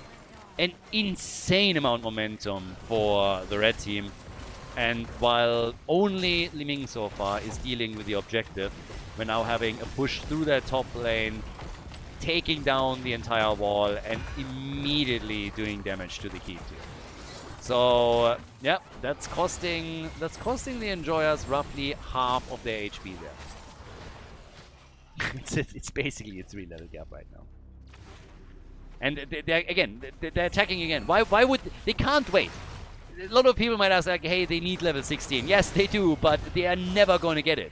They're never going to get it in time for an even fight. It is just not happening. So they need to take bad fights right now. They need to take chances. It's the only shot they have. And, well, it helped them take Li Ming down. And Li Ming so far was their biggest issue, so maybe now they have a shot here. Li Ming is gone. If they can follow it with a few more kills, then maybe they can slowly bring this game back. Tyrande with good counter damage and a great ult here, shielding also Urel, who was the next target on the menu. 65 stacks for Muradin, by the way, on his baseline now. And another connect. Where's the tether? Insta reaction from Tyrande. Yeah, Arthur's with 37 now. Arthur's is at 31,000 damage, by the way. So, yes, that late game scaling is a thing. We're only 13 minutes in. Imagine him making it to 25 minutes in the game. But there's the kill on Joanna. At least this time they're getting a counter kill. They're still fighting with the talent disadvantage, obviously. But they're doing what they can to try and close that gap a little bit. 40,000 damage now for Vala, who's up at the Immortal. They're still going to lose this one with Li Ming back to business. But they got the hit points down to 50%. Half a level missing until they get level 16. And can then try and fight back a bit. Arthur's is the only one, not only on the blue team, by the way, but in the entire game that hasn't died yet. My man's a survivor. If they can get level 16, hey, maybe... I mean, Anduin getting a second pull is already worth a ton. So just try and get the experience. There it is. Double pull for Anduin. Now we got Manticore, and Arthur's has the anti-magic shell. More survivability for him. So the arrows are coming out. They need to burn that shield down quickly. Urel isn't here, by the way, just yet. She's on her way, but this is still a 5 versus 4 for a bit longer, where the Sirs can't be that aggressive yet. It's gonna happen. There's the Immortal stun, but Vala is weaving in a few more arrows before it gets too troublesome. Now it's Maiev that's in a world of pain potentially. Arthur zoning nicely. Might need that pull from Anduin though. Is able to walk out. They are turning that Immortal into dust fairly quickly. They might still lose that keep though. They can hold that. That would be amazing, but it doesn't look like they can. Nope. Keep is gone. 7 to 15 now. The kill count. We got 30 stacks for Tyrande. Tyrande might actually get to a point where she's able to get herself the mythic reward, which is just stuns galore. If you hit that, it's just stuns all over the place. Arthur's with 400 extra hit points now, thanks to him looking at 40 stacks now on the baseline. And they are forcing fights again. They want this before level 20 becomes a thing. And 33 stacks for Vala is now making her a bit more impactful as well. They go for Mirrodin. A couple of arrows get connected and Mirrodin is down. Maybe the blue team is finally gaining some momentum. This might be too late. It might honestly be too late. The Sirs haven't lost a fort yet. And we've talked about this dynamic already on Infernal Shrines, where we had a similar situation. The Enjoyers down to 1 keep, and then trying to turn the game around, but just not being able to completely break through here. Here come more stacks for Vala, and they're getting a kill. Arthas is in way deep, still alive thanks to his ult. Gets stunned again, and I think this is going to be the end of him. Got 2 more stacks in, so yeah, they're trading kills. Yeah, they're moving back for now. 56,000 damage for Vala now, but there's another Immortal coming up, and they gotta get ready for it. And of course, we are going to get level 20 for the Sirs, just in time for that. So, Storm Talents. As the fights are looking better for the blue team. They're certainly looking better than before, but as I said, it might be too late. It might just be too late to change things here. They're gonna try. Vala might be able to work a few arrows in to quickly take it down a notch or 2. But now we got Repulsion, for example, on the other end. There's a 2-level gap. So this power spike on level 20 is something that the red team can now leverage. And there's no way for the Enjoyers to evade it. They have to fight. They cannot wait until they have level 20 themselves. It's just not working. Not with half a keep still standing. So they're going into the fight here. Vala moving out before the repulsion becomes too big of a problem. If she gets pushed in there by Li Ming, she's gone. But so far, she's at least still making it. 9 kills to 16. Big wave at the top though. Oh, this is gonna cost them. It's at least gonna cost them the halftime show, but look how quickly the keep is losing hit points too. Yep. Halftime show victory, thanks to that top lane push that was set up by the Sirs as they are taking it. 16 to 9 on the kill count, 7 kill lead. Tyrande with 32 stacks. I said before, if she gets the mythic reward, the amount of stuns that you then YOLO out is just nasty. And she is working towards it. I think if she should be able to get it. The only way I can see this not happening is the blue team losing too quickly. But for now, level 19. There's the mind control. Alvaro's light bomb. They lose Johanna and they lose Maiev. Yeah, it's just not happening for them. It's just not happening. It's just too much. Li Ming is putting on a clinic together with Sylvanas. The 2 of them are murdering them.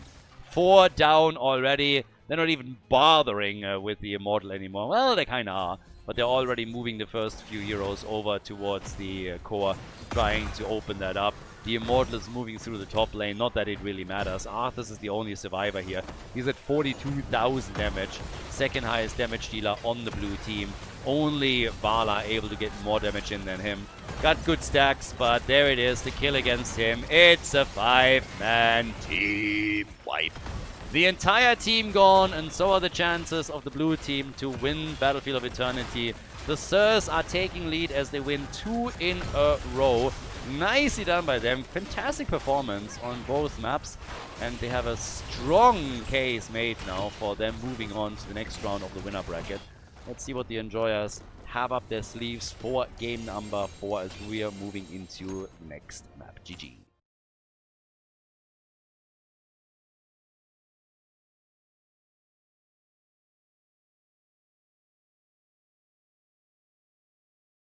Game number 4, match point. The Sirs with, lots of momentum after they just won 2 in a row, and pretty decisively so. It really feels like the strategy for the blue team was in both games, to an extent, to go for team compositions that really scale well into the late game, gain momentum, not lose too hard early on, and then once that they really picked up a bit of steam, to just roll over the Sirs later on. And in both cases it didn't really work out. In one they relied heavily on Thrall in his quest and also Falstad. In the other it was Arthas in the side lane. But they never really picked up enough momentum to make things properly happen. They certainly got to a point where they could get some fights in, but they already were way too far behind, losing forts, losing keeps, and just generally not being in a spot where they still had a chance to fight against an opponent that had pretty solid teamfight control. So the Sirs, kudos. Tip to the hat. These guys have been doing an amazing job in the series. We are in the winner bracket, so whichever team loses here moves on to fight through the losers bracket. They still have another shot. But for now, we're getting our bans in. We're going to Towers of Doom, so things, especially in the draft side, might change here quite a bit. And obviously, how you approach it on playstyle level. Blaze is out. We also got the quick ban on my F. I'm honestly thinking if we had a URL team lose already. I talked a little bit about how in the first series between the Kittens and Exodia, she was insanely highly valued, and I'm not quite on the top of my head, I don't know 100% what her win rate is. But with her taken on Battlefield, she just won there, so we'll see. We'll see how this continues, but so far at least nobody has really felt the need to ban her. It's if then someone like Blaze that gets the axe. Sylvanas is the first pick on Towers of Doom, and then immediately we're getting the Haka again. So the Sirs lock in the Haka for the top lane, always a good one for Towers of Doom. Bumblebee skin for the Haka, by the way. Definitely approve that. But Towers of Doom with the Haka, value right there. Lots that he can do with it. Interrupt some channels on the altars. Got Jojo for that too. So Johanna plus the Haka, at least to initially kick us off. It's highly likely that we're going to see, at least from one of the teams, triple front line again. Still reigning supreme in the meta, even in the patch right now. And yeah, with Jojo taken, she's actually been banned in a few cases now too, but they apparently don't mind going up against her. So Johanna plus the Haka for the red team. In the 2-3 now we get Malfurion and we get Tyrael. Tyrael also was highly, not necessarily contested, but oftentimes a high priority pick and somebody that gets even banned. He was before the Sirs that on Infernal Shrines were executing that Tyrael and Malthael combo, which worked extremely well for them, especially with Ana for proper nano boost too. The Tormented Souls play was just way too much for the Enjoyers to handle, and that's kind of where everything started to fall apart a little bit, because let's not forget the Enjoyers won the first game. Now Falstad gets taken out, gets banned, so no direct counter to the Haka. Could still... I don't think that with this they would go for like an ETC stage dive. If you really want to run some global value, you could, I mean, go triple frontline, lock Deathwing into, and then have him interrupt altar channels. Nothing more annoying than Deathwing just continuously interrupt one channel after another. And you have, of course, lots of global value with him too. But time will tell. For now, they're relying on Tyrael only. For the red team, though, the 3-4 pick pattern. Ooh, Sergeant Hammer! And we get Deckard Kane. Alright. We banned Hammer earlier, and now we have the Sergeant in play for, I believe, the first time in the playoffs at least. Okay, so they're gonna try and play a Protect the Hammer comp here. Nano on Hammer. Yeah, this is gonna be annoying. Tyrael can try and jump on this, but now they definitely need to shift things a little bit. And yeah, Fat Illidan, there he is. Chen is in the house. Let him eat cake! And we get Li Ming. So now you have a double backline with Sylvanas and Li Ming. Tyrael and Chen can both jump on Sergeant Hammer. So there's gonna... There's the pressure right there. And of course, with Malfurion in the mix, if you drop a root as well, you play around Sergeant Hammer's cooldowns a little bit.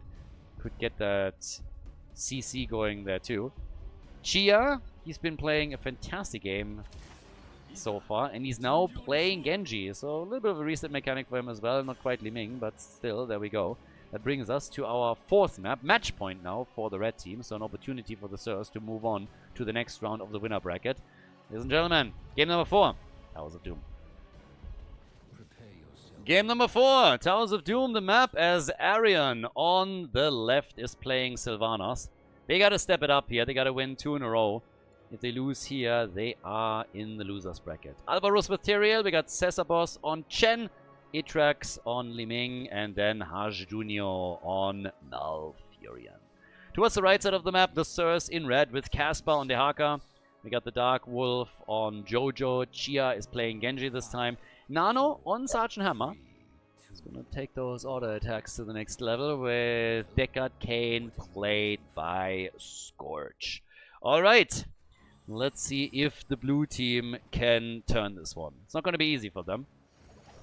We're definitely struggling in the last couple of games, but maybe Towers of Doom is the answer. Maybe here's where they can lock in another victory, force game number 5, and then turn this thing around. Lots of aggression already up here. I mean, damn, the rotational plays are starting, and instantly... Look at that jump, damn! Chia coming in and nearly getting a kill on Ariam, but whew! He is stepping it up big time. So, that was nearly a kill against Sylvanas. They barely dodged it. And now we have at the bottom of the map the camps that will be targeted next. That's where Sergeant Hammer is already making a few moves. Alvaros is sniffing that out. I suppose that we're going to see Genji approach and make sure that nobody is really trying to jump in there. Yeah, Jojo's already anchoring the play. Sergeant Hammer obviously a little bit limited on what he can do there right at the start. Once that level 7 is in and you get your mobility, things are changing. But Chen and Tyria, them against Sergeant Hammer is going to be the interesting play throughout the game. Top side, also aggression. Ooh, yeah. Oh, no, sorry. For a second I thought he actually changed the skin. No, we're still going on this. And yeah, we're getting more, or I mean, we get the new Lucio skin, right? So now we all of a sudden have 3 heroes that follow the same theme as we initially had for Thrall. So Thrall, Lucio, and Gul'dan all with new skins in the same style, which is still loved and hated by a lot of people. Especially the Thrall skill is something that most people despise, even when they like the style itself. Gul'dan looking already a bit better on this.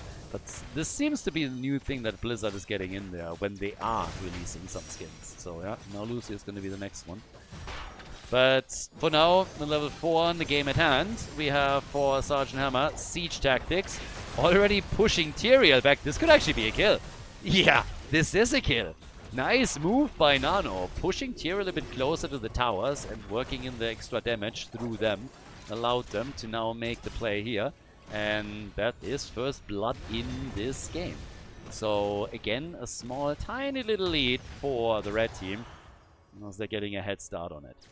All the way up at the top, Arian is taking towers down though. Yes, that's Sylvanas factor. We've seen a lot of that in this series, from both sides now. Always trying to get these side lane pushes going, put Sylvanas into a good spot, which is where the Genji shadowing then becomes an issue. Talking about issues, this is a bit of an issue too. Are they getting close enough to get the interrupt? And the answer is yes. The old man is coming in, makes it happen. Top left, top right exchange as usual. And now the fight for the bottom of the map, where, well, the Haka is coming in. There's a quick route. Can they get the leg? Hell yes, they can. Bye-bye, Malfurion. And we say bye-bye. There's no way they save him. You can buy yourself some time, buddy, but you're not going to make it. You can run, but you can't hide. Look at Sylvanas, though. Sylvanas, again, more side lane pressure. At least this case in the mid lane. Level 7 talents are now in. Mobility for Sergeant Hammer. Shots are being fired, and that's the core now down to 32 points. So, the early game lead for the Surs. Not that it matters all that much on Towers of Doom. I mean, obviously it has an impact, but this is still a late game map. So it's all about what you can pull off later on. With Sergeant Hammer, they're much more willing to now also siege up on those pumpkins. And especially since there is still a double play at the top with Sylvanas and Chen going up against Dehaka, who they might even get here. Casper is certainly low. I mean, he needs a bit of assistance, and it is, again, Genji that is starting to make his way in. But Casper is... Oh, he's actually alive. Damn, son. Clutch play. What about them, though? I mean, Chen is tanking the damage here. They saved the... well, they saved the bell tower. For a moment I was thinking that maybe they're trying to re-engage and go for Sylvanas, but that didn't happen. So the side lane is still doing well for them.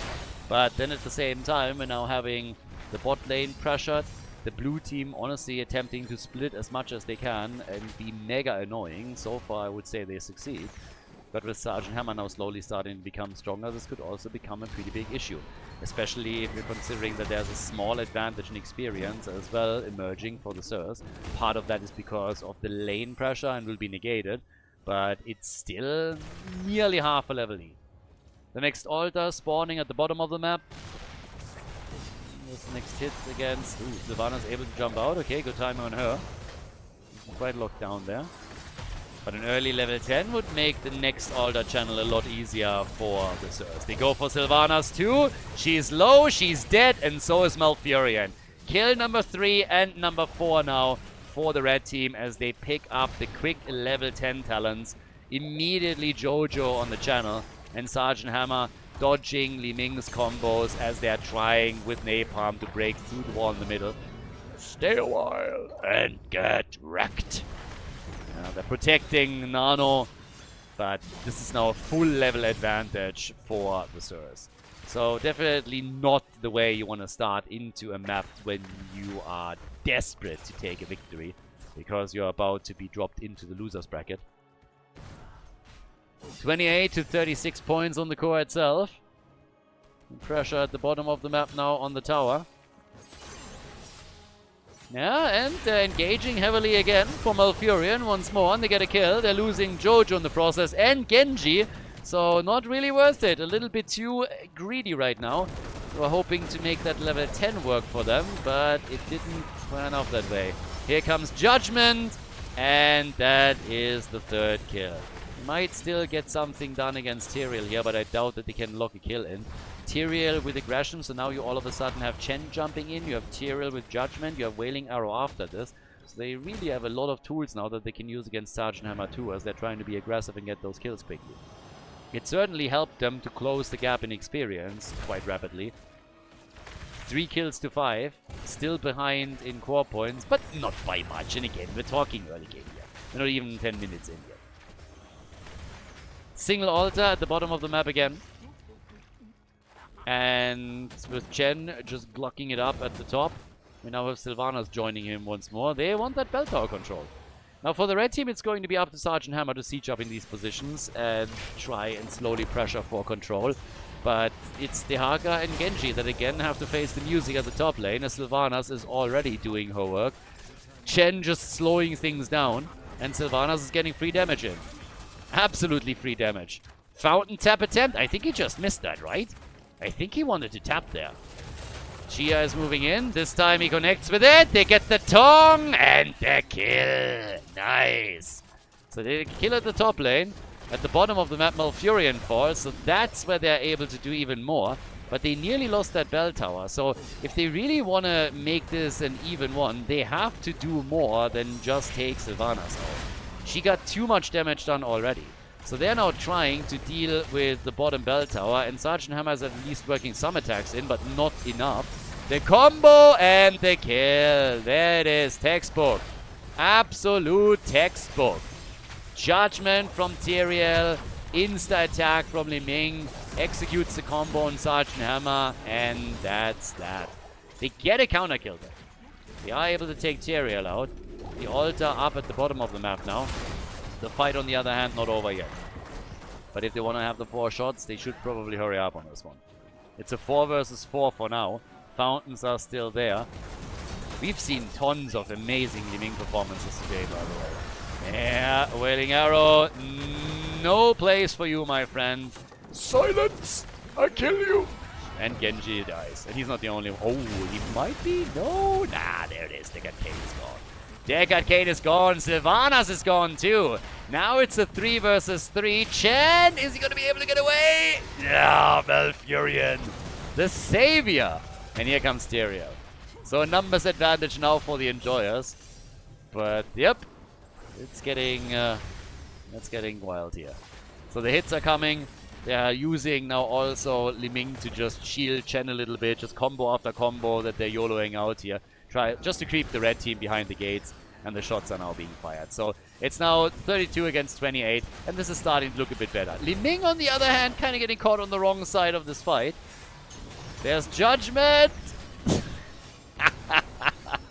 This just feels bad for Jojo. Genji gets at least the kill, right? Genji gets the kill. But Johanna, she wanted this one so bad and then just goes a tad too deep. Look at this. She's trying to chase her. Nearly got it. Then Judgment comes out and Johanna dies in the corner. Genji can at least eliminate Li Ming a moment later. But that one hurt. 10 kills to 7. They're still ahead in kills. The Sirs are still ahead in kills. And in experience. By quite a bit, by the way. I mean, they nearly have level 60 now. But this is a much bigger gap than I thought here. So that side laning, the rotations between the middle and the top, they certainly did work for them. Now, 16 is ready. That gives us also the final cut. Already Jojo. I mean, Tyrael is hyper-aggressive. Alvarez is really looking for opportunities here. Isolation connected, but then he misses the Tong. Casper had maybe a shot here at getting a solo kill, but he's certainly forcing Sylvanas back now. At the bottom of the map, it's still all about the pumpkins. We got a vertical spawn on the double altar. Now, 16 only for one team, so Enjoyers don't want to fight yet, but they're going to have it in time for the altars. They might have to interrupt once or twice without the talent, but it shouldn't really be a problem to set up a proper fight for them. Here comes the Tong on the other hand. They go for Tyrael. He dies. Li Ming makes it out. There's the explosion, but this is not a ton of value. Chen with a keg. Casper, can they save him? And I don't think they can. No. Well done. The Panda power. Yeah, they're able to get the kill here. Good damage against Sergeant Hammer too, but yeah, they are just brawling this out in the bot lane now, aren't they? 56,000 damage for Sergeant Hammer. Big numbers coming in. Genji more of a finisher than anything else, but here comes Li Ming once more. 50,000 for her. Li Ming needs to be pressured. Atrax is just doing a stellar job, and they need to apply pressure to him or Nano is going to have a horrible day. The channel is now happening. Each team going for one, and the Dark Wolf is too late on the interrupt. So now they're even on the core. Next altar is going to decide who takes the temporary lead in the game. Gia again on Li Ming, immediately. Instantly trying to get some damage out on this one. They're slowly edging forward with Sergeant Hammer too. She's still working most of the damage in here, but it needs to be significant. I mean, just poking against the shield of Chen is not going to do too much for you in the long run. Judgment, Swift Strike, they're jumping out. This is the engage right there as Malfurion drops the old Sylvanas, and she dies. The final hit connects and takes her down. Sylvanas is gone. The lick on Malfurion. And Itrax, he didn't get the resets that he needed here to turn the fight in their favor. And now the blue team is on the run. Maybe here's the opportunity to go and take down the bell tower. They want Tyrael, and it's the Haka. Casper with another perfect connect of his lick. They take him down. They take down Li Ming. Genji loses his life in exchange, but absolutely worth it. Li Ming is finally gone. She was a huge thorn in their side. And now they can go for the channel. They lock in the 4 shots and then work on the bell tower at the bottom of the map, which they are sure to get. The Haka, honestly, he might just let this one go even. I mean, at this point, you kind of want this to be taken just so that you can retake it back at full HP. I mean, it's going to fall either way. Not that it matters. But yeah, Sergeant Hammer can, of course, easily retake that just from a safe distance. Would have to leave the bot lane, though. One of the big advantages on the side of the red team is their experience gain, though. They are at level 19, more than that. Roughly 1.5 gap. Chen has, by the way, not died yet. Sylvanas over here is going to empower them easily to take the bell tower at the bot lane. So we're going to just see Genji work the top in the meantime. But they're closing in on level 20. Very, very close game so far. 24 to 28 on the core. Huge fights, by the way, too. Just going the full distance on the lane. Left to right and back. So right now with Storm Talents being close, the blue team has to be a bit careful. But they've always caught up in experience quickly, and I expect the same thing here. Sergeant Hammer is by now on 75,000 damage. Belt out the top is retaken. Triple altar phase now. Sylvanas. Yeah, Yeah, they were looking at the Haka, and there's the Burrow. Alright. Cooldown already used. Essence popped. They're getting ready for this. The chase is on. Chia has to ult and get still killed. Damn, they dive deep for this. Contagion is used. There's the level 20. Can they get some counter kill? Malfurion get caught. But it doesn't matter, or does it? Can they still get something done here? Lots of ults now utilized. Cooldowns get burned all over the place. But it is Jojo that is in trouble, and the Dark Wolf falls. The Enjoyers, ladies and gentlemen, with some massive plays now. Sergeant Hammer got at least one channel, got one altar for the team, but it seems that the bell tower at the top is now about to be lost to them. And with a 5 versus 3, 2 should be claimed by the Enjoyers. Maybe here they have enough to interrupt consistently, but it's questionable. Yeah. Judgment now with the cooldown reduction. They went for the Angel, and they go for the boss too. There's the momentum right there. The Enjoyers were fighting for this for a long time. In the last 2 games, it didn't work out for them. Now it seems much better. Even though they're still behind in kills, it doesn't really matter. They get the boss, they gain the momentum the moment they kill those 2 at the top. Now they have the core down to 19. With another 5 shots fired, it will be 14 points on the red team score. So now they're in trouble. Yeah, Nano gets attacked. The Panda has to be careful, gets the heal. But at least Sergeant Hammer survives. It's 5 versus 5 up on the map. They can reclaim this. Genji is needling the bell tower at the bottom. And it's actually doing way more damage here than I thought he would. Damn. Pushing with that minion wave and proccing the Inspire buff on them certainly helped them. That dropped that bell tower down to less than 50% of its hit points. Now, they are ahead in kills, but that doesn't matter at the end of the day. Even though the blue team got less kills, they are ahead in core points. And that's all that it comes down to, essentially. 81,000 damage for Sergeant Hammer. 69,000 for Liming. There's the Blessed Shield, and boy, oh boy, Malfurion gets wrecked hard. Malfurion gets absolutely murdered here, and now they're chasing for more. They want more. Judgment, and no, even with Liming following it up instantly, they cannot take down the Haka. Tyrael, okay, he's about to get out. Ooh. Sylvana's certainly risking a lot here, but it's working out for them. Now there's a double altar coming at the top. Can they claim a bell tower? It certainly doesn't really like they can. They get those kills, but they very rarely are able to snowball it afterwards to big success. And with Malfurion coming back in 10 seconds, it's likely going to be an even exchange at the top left, top right. And if you think about it, that was the healer gone, and they still couldn't pressure them enough to take control of the bell tower at the bottom left. So the red team, they are taking big team fight victories, but never enough that they can properly capitalize on this by claiming bell tower control, taking a boss or anything else. But right now, they get another one. They take down Tyrael, but the altars have already been exchanged. So now the question comes again. Can you take structures? Can you go for pumpkins, snowball them into the bell tower, and gain momentum and more map control? That's what they're fighting for, essentially, here. And now they might have a bit of a shot. I mean, we're now 18, 19 minutes deep. We have an opportunity to at least get the bell tower at the bottom of the map. The blue team, I think, is going to try and respond at the top by attempting to claim this one. And with the pumpkins, they might be able to. Chen has to cack out, uses his cooldown. But yeah, look how quickly this goes down. So congratulations, you just got a bell tower at the bottom of the map, but you're not going to get much more. Well, they get a little bit more than that. They get the pumpkins connected. So that's at least 3 shots fired. That's something at least. It's not going to help you long term with map control, but it reduces the blue team's score by another 3 points. So that's at least a bit of a win. But it seems like they're going to try and hold on to this. With Chen around, you need to be careful. He doesn't have his Keck cooldown though. Oh, that Blessed Shield. Oh, that one hurt. Yeah, that was quite a bit too short. Malfurion died 6 times already, by the way. He's the weakling for now. Deckard Kane with the control. They're poking well here.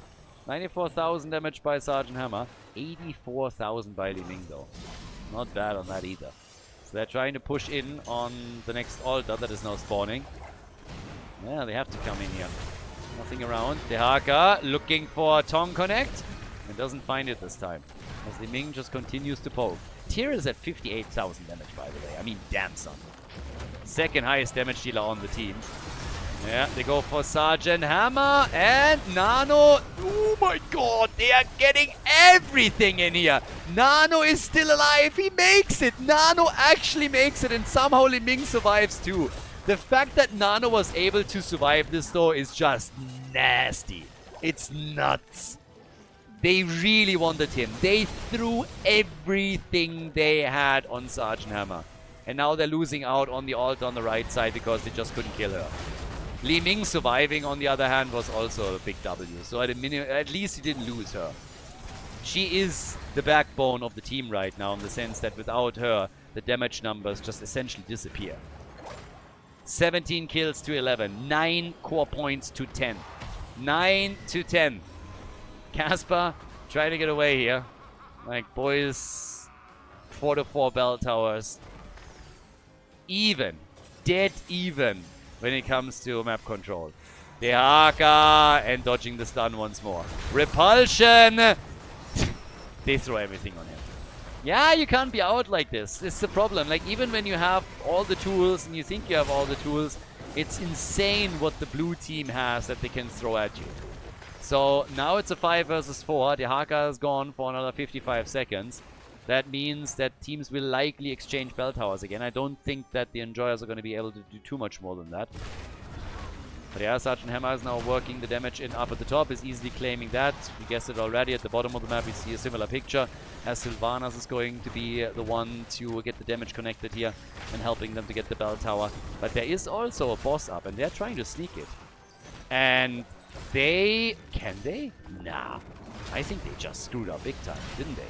Dehaka is back in 22 seconds. The big move from the bot lane. Chen is trying, and is he gonna get it? And the answer is no, it doesn't seem like he can. Chen is low and about to fall, but the fight is massive. Dehaka is near, Chen gone, Tyrell gone, Sergeant Hammer is dead. They lose Jojo, and they lost the boss. They also lose Deckard Cain.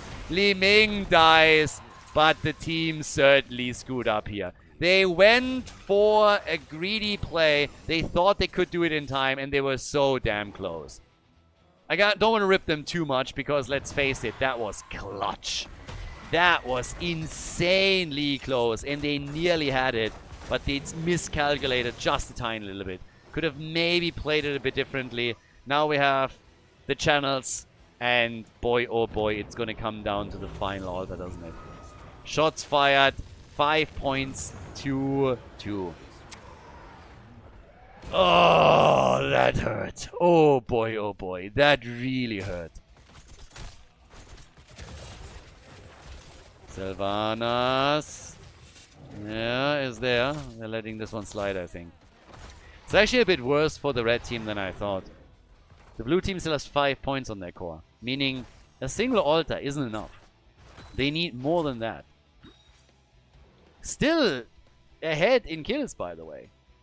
But what does that matter if you're not able to do enough with them? It's the points on the core that matter. The next phase is a double altar phase. So the Enjoyers need 1. The Sirs need both. 5 versus 5. And it's going to be a similar one where they're just jumping on a target and try to eliminate it. Wailing Arrow follow-up on Tyrell's engage. Chen with a keg. Sergeant Hammer trying the best to stay in a safe place here with 120,000 damage. 111,000 for Li Ming. I mean, Itrax really bringing the damage for the team with his mage plays. Dehaka is in the middle. Dehaka is still sitting in the middle here, trying to apply some additional pressure through the minion waves onto that bell tower. But here comes the altars. What could be the last objective of game number 4. We might go the distance on this. 15 kills to 20. 24 minutes in. And once again, Towers of Doom delivers. Everybody's getting ready here. Chen can create some space. If all they need to do is create a little bit of space, Chen's your man. There's Judgment. Some cooldowns burned. Also Tranquility. Maybe a little bit too early. They're trying to get out here. The Dark Wolf, blessed shield as he attempts to retreat. Needs healing. Doesn't get it and dies. Jojo is gone. The first 4 shots fired, but all that the blue team needs is one single altar. And they're going for it right now. 1 point on the core against 2. If they just would have gotten 1 more point down earlier, this game would be over. But here's the 5 versus 4. X-Strike into the back. Can they get a counter kill? Can they get anything? Tyrael again jumping in. They want Sergeant Hammer. Nano moving out, trying to control the space. 1 point against 2. 1 altar is all that needed. Genji is gone, and that is victory right here. They're chasing the rest of the team mercilessly. Drop Sergeant Hammer. Go for Deckard Cain. Not that it's needed anymore. Li Ming is going for the channel as the team completes the 5-man team wipe. 20 kills to 20. We're going the distance. We're going to game number 5 here at the playoffs of the Eternal Conflict. GG.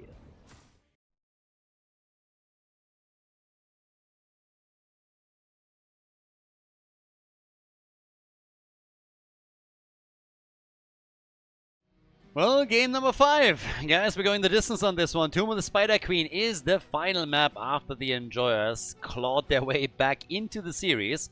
So, let's see which team is going to move on to the winner bracket final and which team is going to drop down into the losers bracket. It's certainly a pretty spicy series, and now Chen gets banned. Apparently, the Sirs had enough of him just jumping into their backline and just destroying everything. It's honestly always the decisions that... when you're looking at the game on Towers of Doom, the decision to go for the boss, if they take the boss, if they're able to... Maybe they still lose a team fight, but they take the shots, they take the boss, they win the game. If they don't go for it, it might have been a completely different situation as well. But Chen and everybody else that just jumped onto the point, desperately trying to hold on to it, made it happen for the blue team. They got the shots fired against the Sirs, and that eventually then led to an advantage that gave them the victory.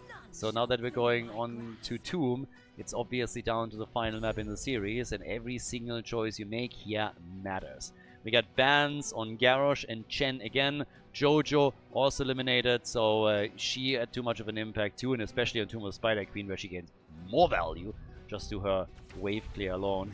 She got taken out quickly. Same is also true for Chromie, and that leads us to Maiev taken first by the blue team. On top of that, well, for their opponents, we get Blaze, and of course you want to work in that AoE damage. Gul'dan hasn't really made a big appearance yet in this series, but for Tomb of the Spider Queen, the Sirs are still picking him quickly. Nano didn't get his Chromie, so that he's gonna go for his Gul'dan. And Itrax is back to the shenanigans that we already saw in game number 1 and picks Falstad. And yeah, he was able on the previous, on the first map, to, at the end, make the difference for the blue team, which led to them initially leading in the series. Maybe he can also close it out with another Falstad performance that allows them to take the victory here.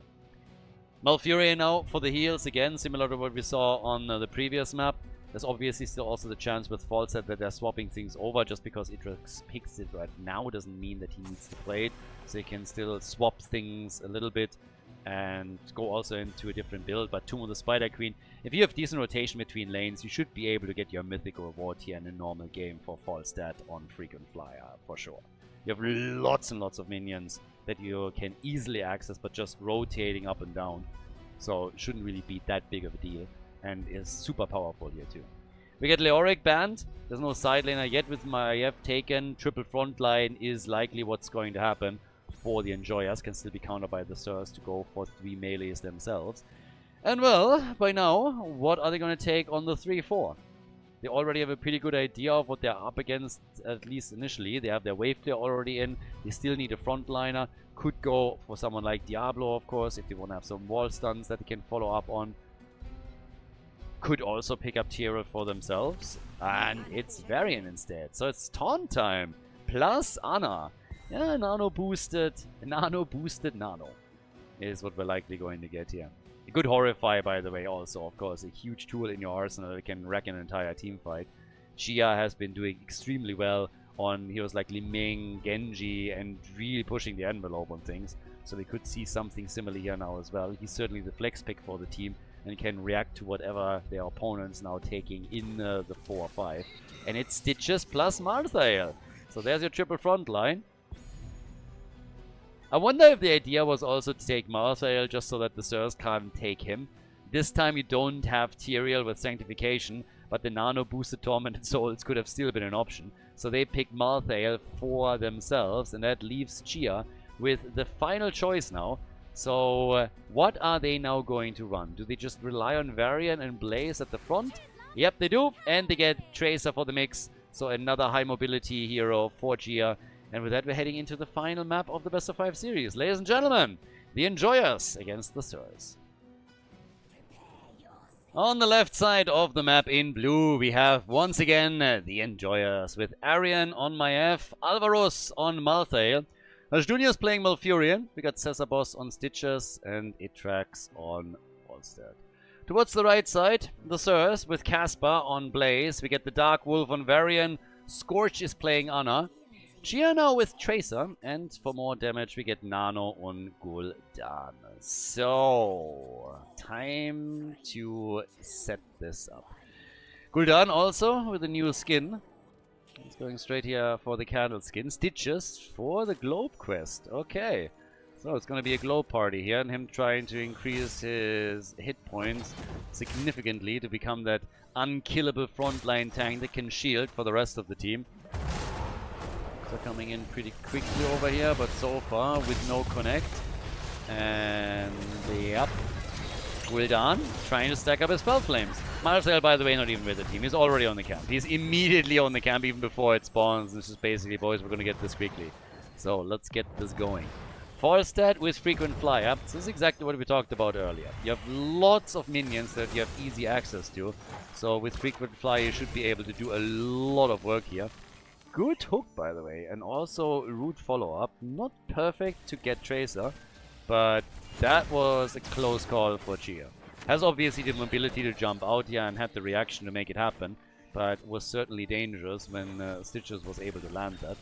They are now rotating aggressively between the lanes. It's not only anymore about Volstead trying to get his frequent flyer stacks together, but then at the same time you're also trying to ensure that Stitches is getting that hit point boost that he needs and wants at the beginning. So far that's kind of working for them.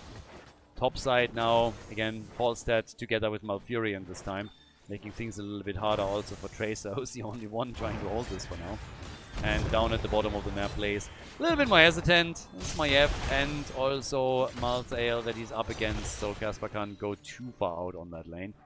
But no kills just yet. Siege Giants at least go over to the Enjoyer, so they take the initial lead on this. And they are also trying to get a kill on Varian, and he is gone. Alright, Varian eliminated. They are able to take the kill against him. First blood in the game. Oh, but then Chia moving in with Tracer and getting the counter kill. Yeah, well done. Nice one for them. So, it's a trade. Varian with level 4 and Taunt now.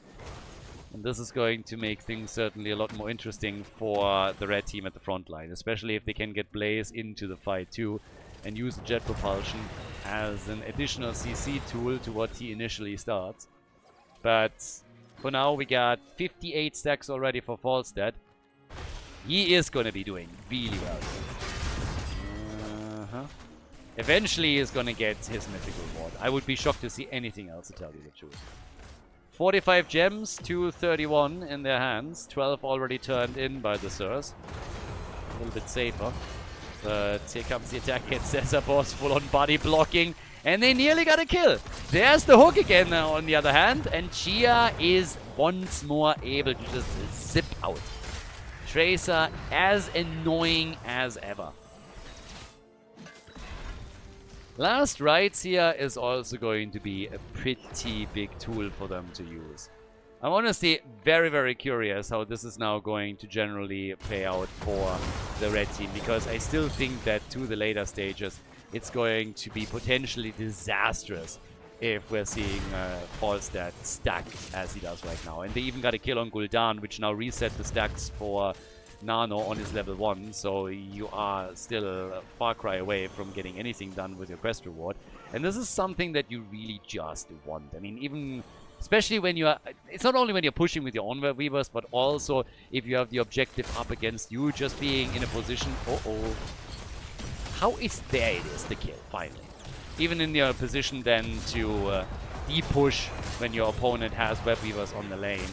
That extra AoE can really make the difference for you. So it's something that I still think they need to focus on a little bit. He's back to 2 stacks right now. It's going to take them a while. The blue team, thanks to the momentum that they gained, are now also in a position where they are claiming a quick lead on the objective. They're getting the first one. So not going to be too big of a problem for them, I would assume. I mean, right now they get Khaldor again. This is honestly starting to get a little bit troublesome for the red team.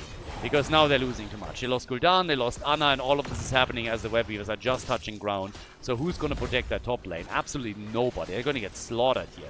The leading experience has already started. And look at the stacks for Falstad. Guys, we're 5 minutes into this game. He's sitting at 150.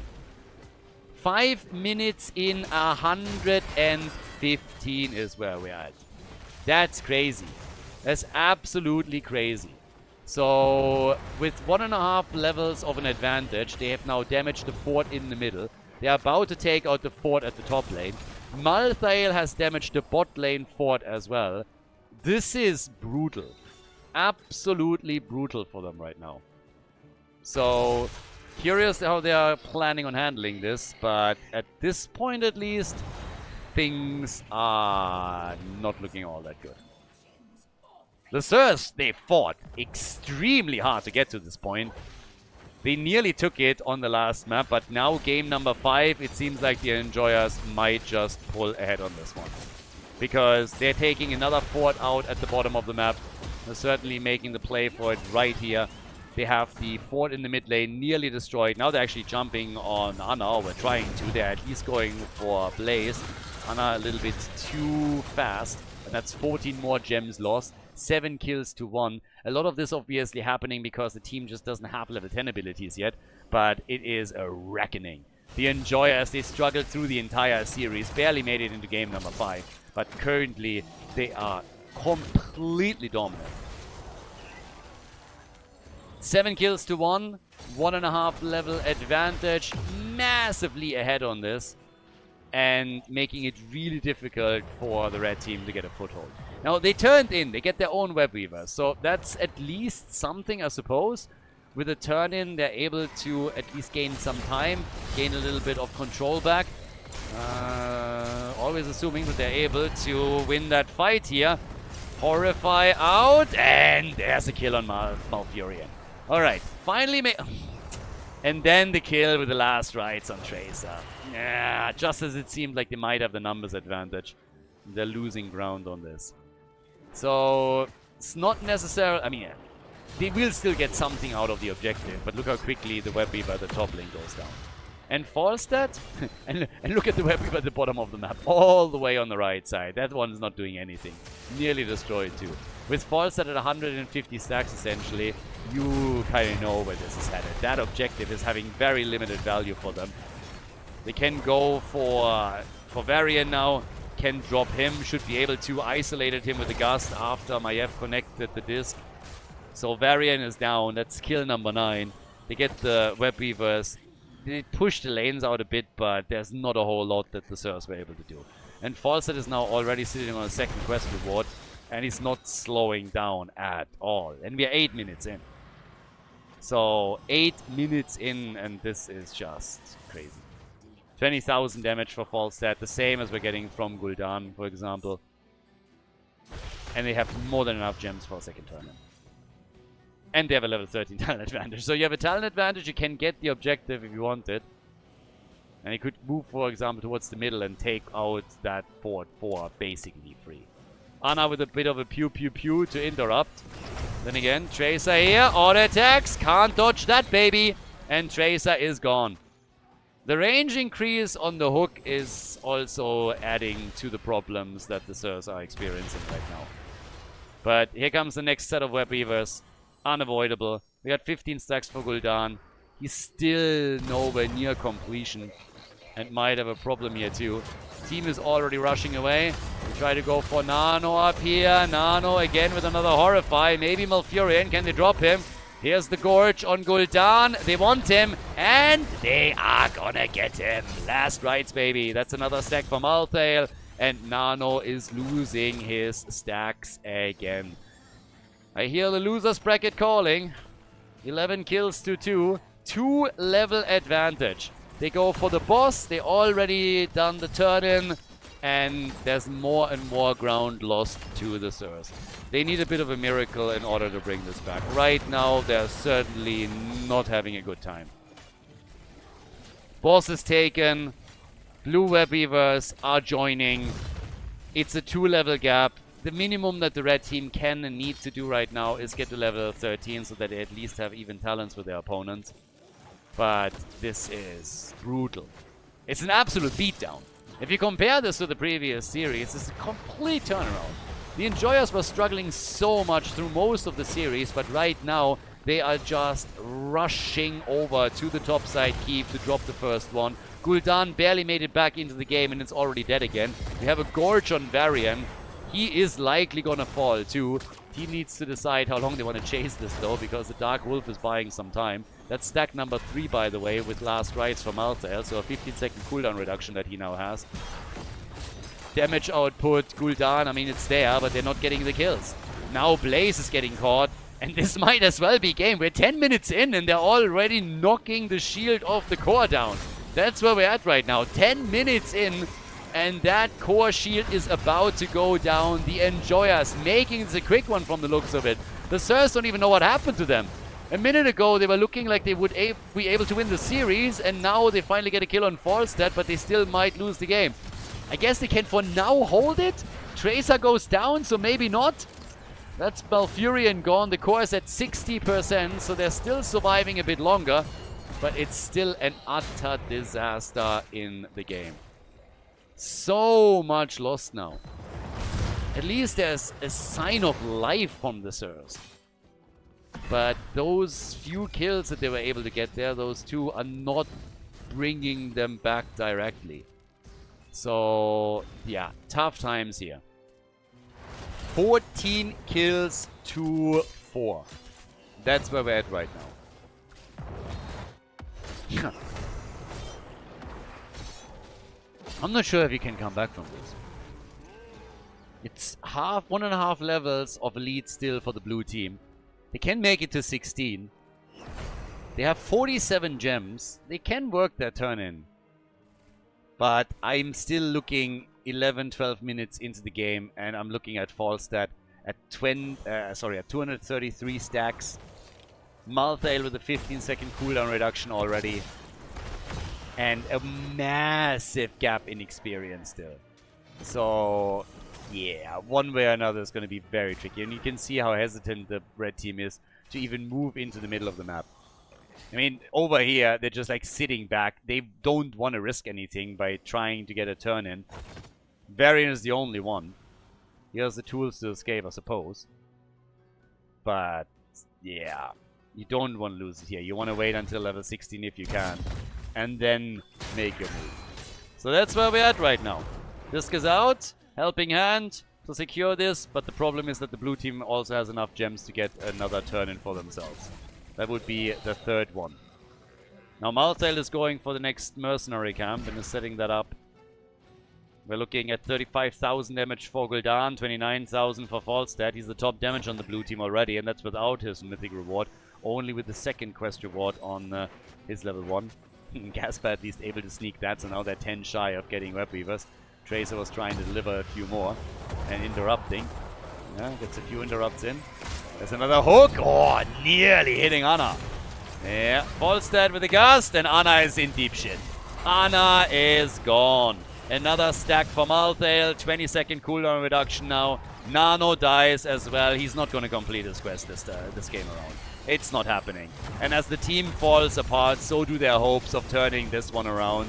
That's 4 down any moment now. They might get the full team wipe. as they're trying first to take down Varian, who is able to kill Falstad. I mean, good on him. At least something. But then you got bot lane, Alvaro's moving in, and he's eventually going to get that kill. So there it is. 5-man team wipe. They get the entire team, they got the web weavers, and now they can go and finish this one. Through the top lane, doesn't really matter where. It was a great showing by the Sirs. They looked like the winner in the series for quite some time, especially on map number 4. They had a couple of opportunities here, but the Enjoyers just a little bit too strong then in the end. When it really mattered, they were there. They won game number 4 with a single point on their core. 1 point. Towers of Doom came down to the wire, but now with level 20 talents in their hands and more of the keeps falling, I just don't see them defending this. Or are they? Comeback here would be amazing. Just imagine them turning this around. Maiev gets killed, and so does Malthael. You know what? They're gonna hold this for a bit longer. They're fighting tooth and nail here. Or do they? Because Ana is now gone, and the auto attacks, yes, there's the jet propulsion. And that's too much for him. But Tracer gets also killed.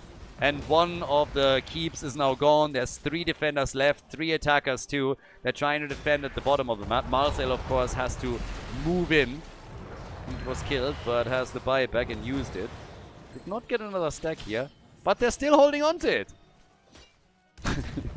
It's actually kind of sad, because even with them fighting back this heavily, I just don't see it. They need a miracle.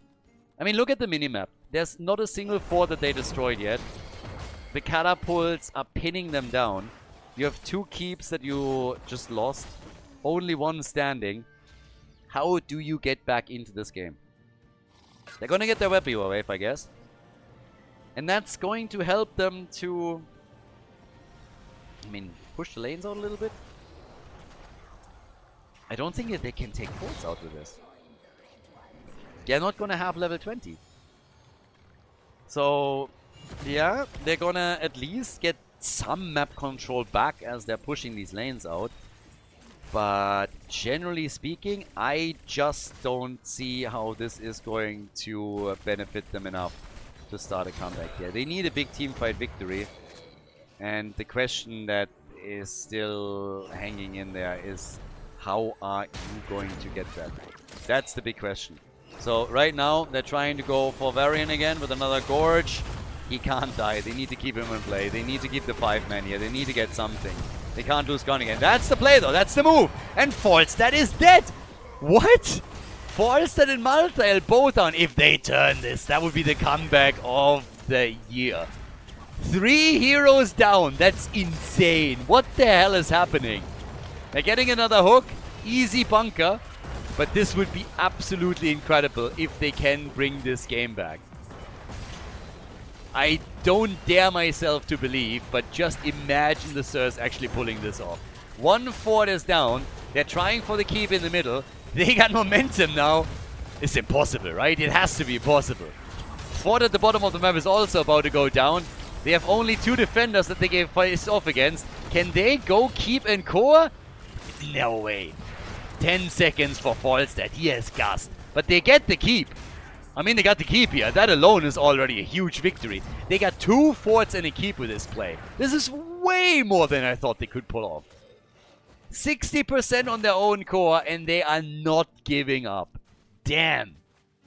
Their core was already slowly falling, and they're just sitting there as like, it's not happening. We are going to win this one. We're going to break you down, and we're going to absolutely murder you. They go for the boss at the top lane. Feel that they have a bit of momentum here. Can they get that done? It's wild. It is absolutely crazy. There's not enough for a turn in. So they don't have enough to get themselves another turn in immediately. But, well, they have the boss now up at the top lane. That could help them to take down another fort. Not so sure if they can get quite there, but they're certainly threatening it. And they will damage it a little bit. It also gives them time to get the remaining gems that they still need. But Falstad now completed his mythic reward. Quest reward is in. Mythic quest is done. Nano, 22 stacks. Who knows? He might be able to complete this one after all. The game is certainly taking an interesting turn. I was very much ready to call this one. This is insane. That they get to this point alone is already crazy. They're still 10 kills behind, and despite the fact that they had some pretty cool moves in the last few minutes, is that going to be enough for them to turn this? Stitches is looking for the hook. He should honestly try and turn in. 32 gems, if you lose those, this is basically, this is a little bit too much. Getting a safe turn in here for this many gems would be very useful. So they're still posturing there. Disc is out, that's gonna connect. Chia in the background. Yeah, they go for false stat. They need Itrax. Itrax is the one that is dangerous. Stitches is gobbling up 2. He has 2, and there's the kill. False stat, single target damage, also against Tracer. Hitting hard. There's the last ride, but it's not going to result in anything. No. Good move. Yes, there's the bird gone. Oh my god, they're doing it again. They lose Tracer though. Both of the damage dealers are gone. False that is eliminated, but the rest of the team is now on the run. Casper with the jet propulsion turn attempt, and he does not have the damage to take Malfurion down. Blaze falls.